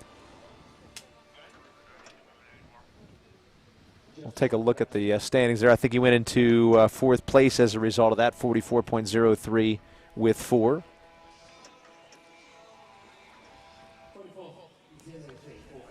Excuse me, into 5th place, that is. Only one left now. Last one to go. Here will be Nico Ritter. Riding the entry of Signe Osby. This is Kidamo 10. Again, an inside cut to the Dolman Jump Co-Oxer could pay off. It was a very tight turn back to the combination for our leading rider, Jessica Mendoza. She put a lot of trust in Dublin on the way to that vertical and Oxer combination, and looked like she was well advised to do so, because for now her time is the leader, 42.08.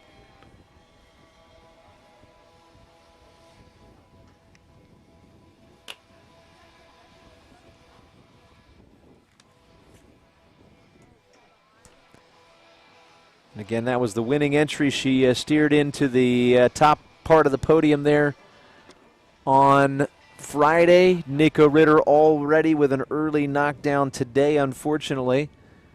So fence 3 down for 4 faults.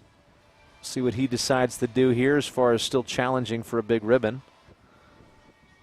Going very wide to 12A. And just trying to keep the remainder of the course clear, I would imagine.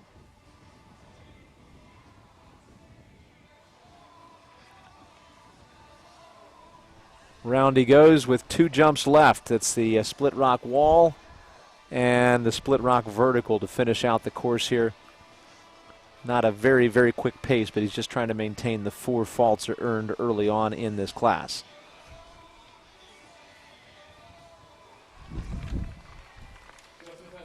And it looks like 49.32 is where he'll stop it. 4 faults is the result of the round there with the early knockdown. And what a week it's been for Jessica Mendoza in Great Britain, as she'll hear that anthem one more time.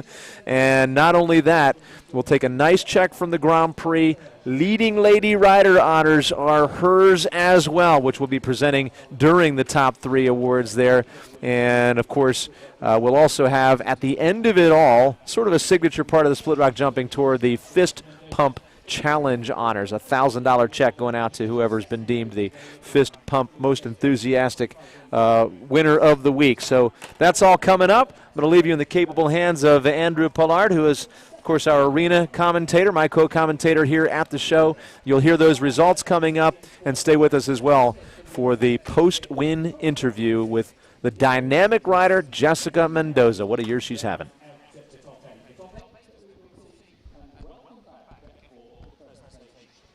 again, welcome to Texas by Super John, producing a very exciting job as well. Gentlemen, Dublin.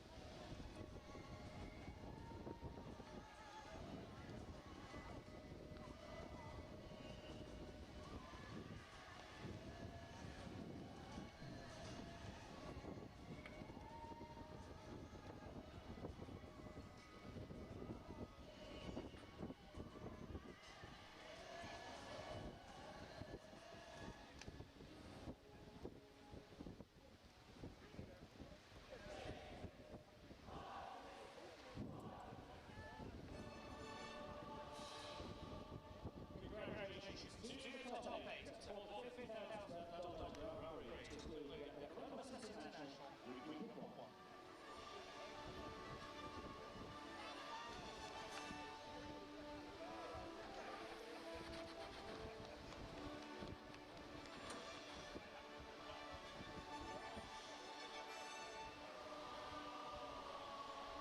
What are you doing? What are you doing?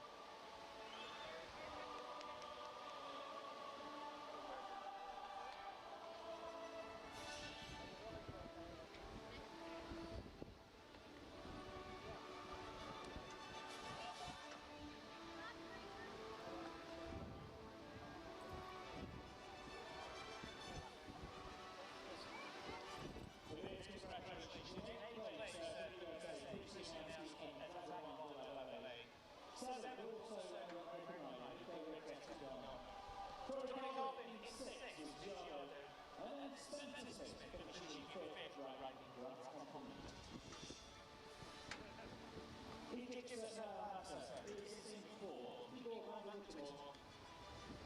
Michael Burnett on third, ranking for the runner-up is handled for the USA footloose. The winning rider, the Great Britain, is Jessica Mendoza and Dublin.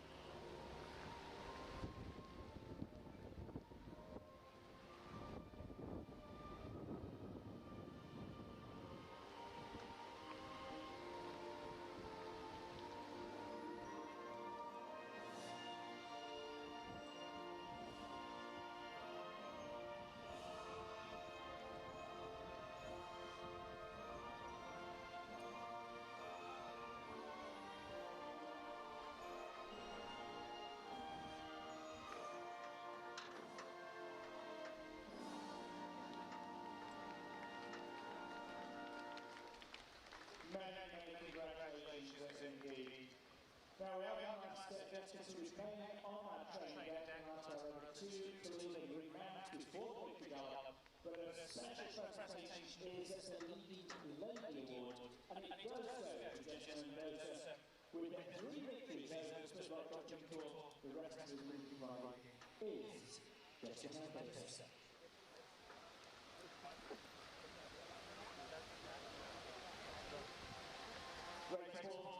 Great sport from so many involved here today.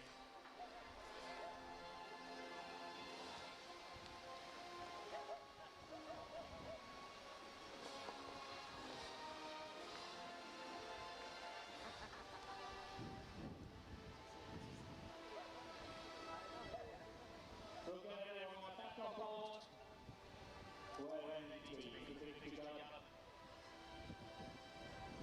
Again, congratulations then to the winning rider, winner of the $50,000 Split Rock Dodging Tour Columbus International Grand Prix. It is Gentleman Mendoza and Dublin.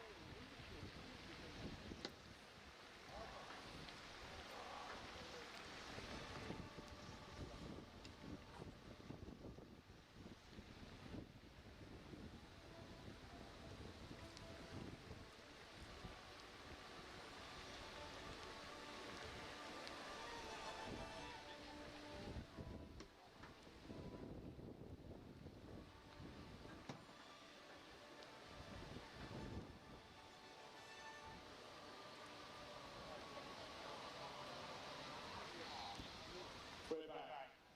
We're all there. We're all ready to go. Victory gallop with Gentleman Mendoza and Dublin.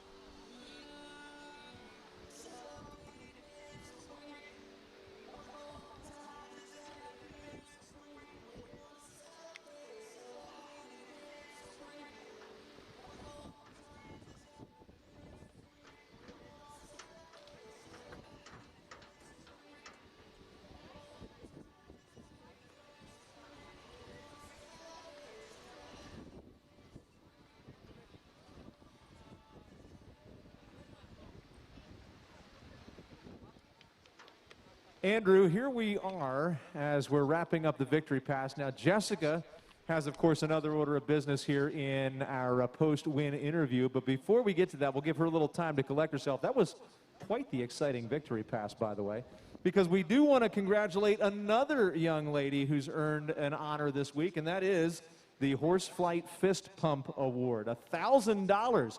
Historically, this has been a $500 prize, but due to his Horseflight and the additional donor this week, it's gone up twice as much. And we have with us Izzy Beisel, who has a bit of a signature style that she started to develop recently over the last jump there with that fist pump up high. That was enough when you performed yesterday to put you in the lead and stay on top. So Izzy's got $1,000, as you can see here, along with a horseflight.com saddle pad. Izzy, how's it feel? It's nice. I mean, I've done fist pumps in pony hunter derbies, and it didn't turn out too well. Let's just just say I got a bad score because of it, but it's a lot of fun now that I get to do it in the jumpers. There's a time and a place for everything, and this apparently is the time and the place for the fist pump. You've been developing it on your own, having no idea that Split Rock rewarded it, but congratulations, all that practice and fist pumping paid off. Thank you. Congratulations. What are you going to spend the money on, by the way? Something called Twinkle Toes that I put on my horse's feet. Okay. Looking forward to seeing more of the mani-pedis with your horses here later on next week. You going to be back with us next week? Capital Challenge. Of course, one of the championships that happens at the end of the year. So otherwise, we think you'd be with us. We're sure you would be. But nonetheless, congratulations on a good week here. You and your dad, good luck going forward. And we'll salute you as you step away. And we welcome up our leading lady rider. And, of course, the winner from not only today's Grand Prix, but also our welcome class. She's gotten the chance to hear the national anthem of her home country, of course, not only a couple times this week, but you were also a winner with us in Lexington of the leading lady rider honors. Tell me a little bit about your year so far here in the United States. Was this part of your original plan way back at the beginning of the year to be here all this time? No, I was originally going to go back to Europe, but obviously everything with Corona, so I stayed here in America, and I think it's the best decision I made. Indeed it is, and we heard a little bit about Dublin the other day. You've been with Dublin over the last couple of years. Of course, Kent Farrington successfully showing that horse before that, but since 2018, you have been doing a nice job. Are you going to be staying with us here next week? Yeah, for sure. I come to every Split Rock show now. Well, hopefully we're going to keep you in the U.S. even if things open up next year. You'll plan to make a full tour with us on the Split Rock Jumping Tour 2021. Does that sound like a deal? Yeah, sounds good to me. Looking forward to it. A little celebration maybe tonight. Use a little bit of this money to celebrate with all those folks that helped you out. Is that right? I think so. A few drinks. All right. Well, hopefully we'll see you out, and I'll be able to take part in one of those drinks as well with you. But congratulations nonetheless. We look forward to seeing you back here next week. Jessica Mendoza, once again, with 2 big wins this week, a welcome and a Grand Prix victory, and the leading lady rider honors to boot. So she's had a heck of a tour with us so far, and will be back with us in our Week 2 action. Jessica, go on, have a fun time celebrating. We look forward to everybody being back, not just Jessica, but the entire cast of international characters when we get into the Week 2 action here in Columbus, Ohio. It'll be a few days off. The weather's been beautiful, mid-70s for this time of the year, and we hope it's going to be about like that for our second week as well. Nonetheless, we are certain to feature top competition as always, so folks, enjoy your couple of days off. See you back here very soon.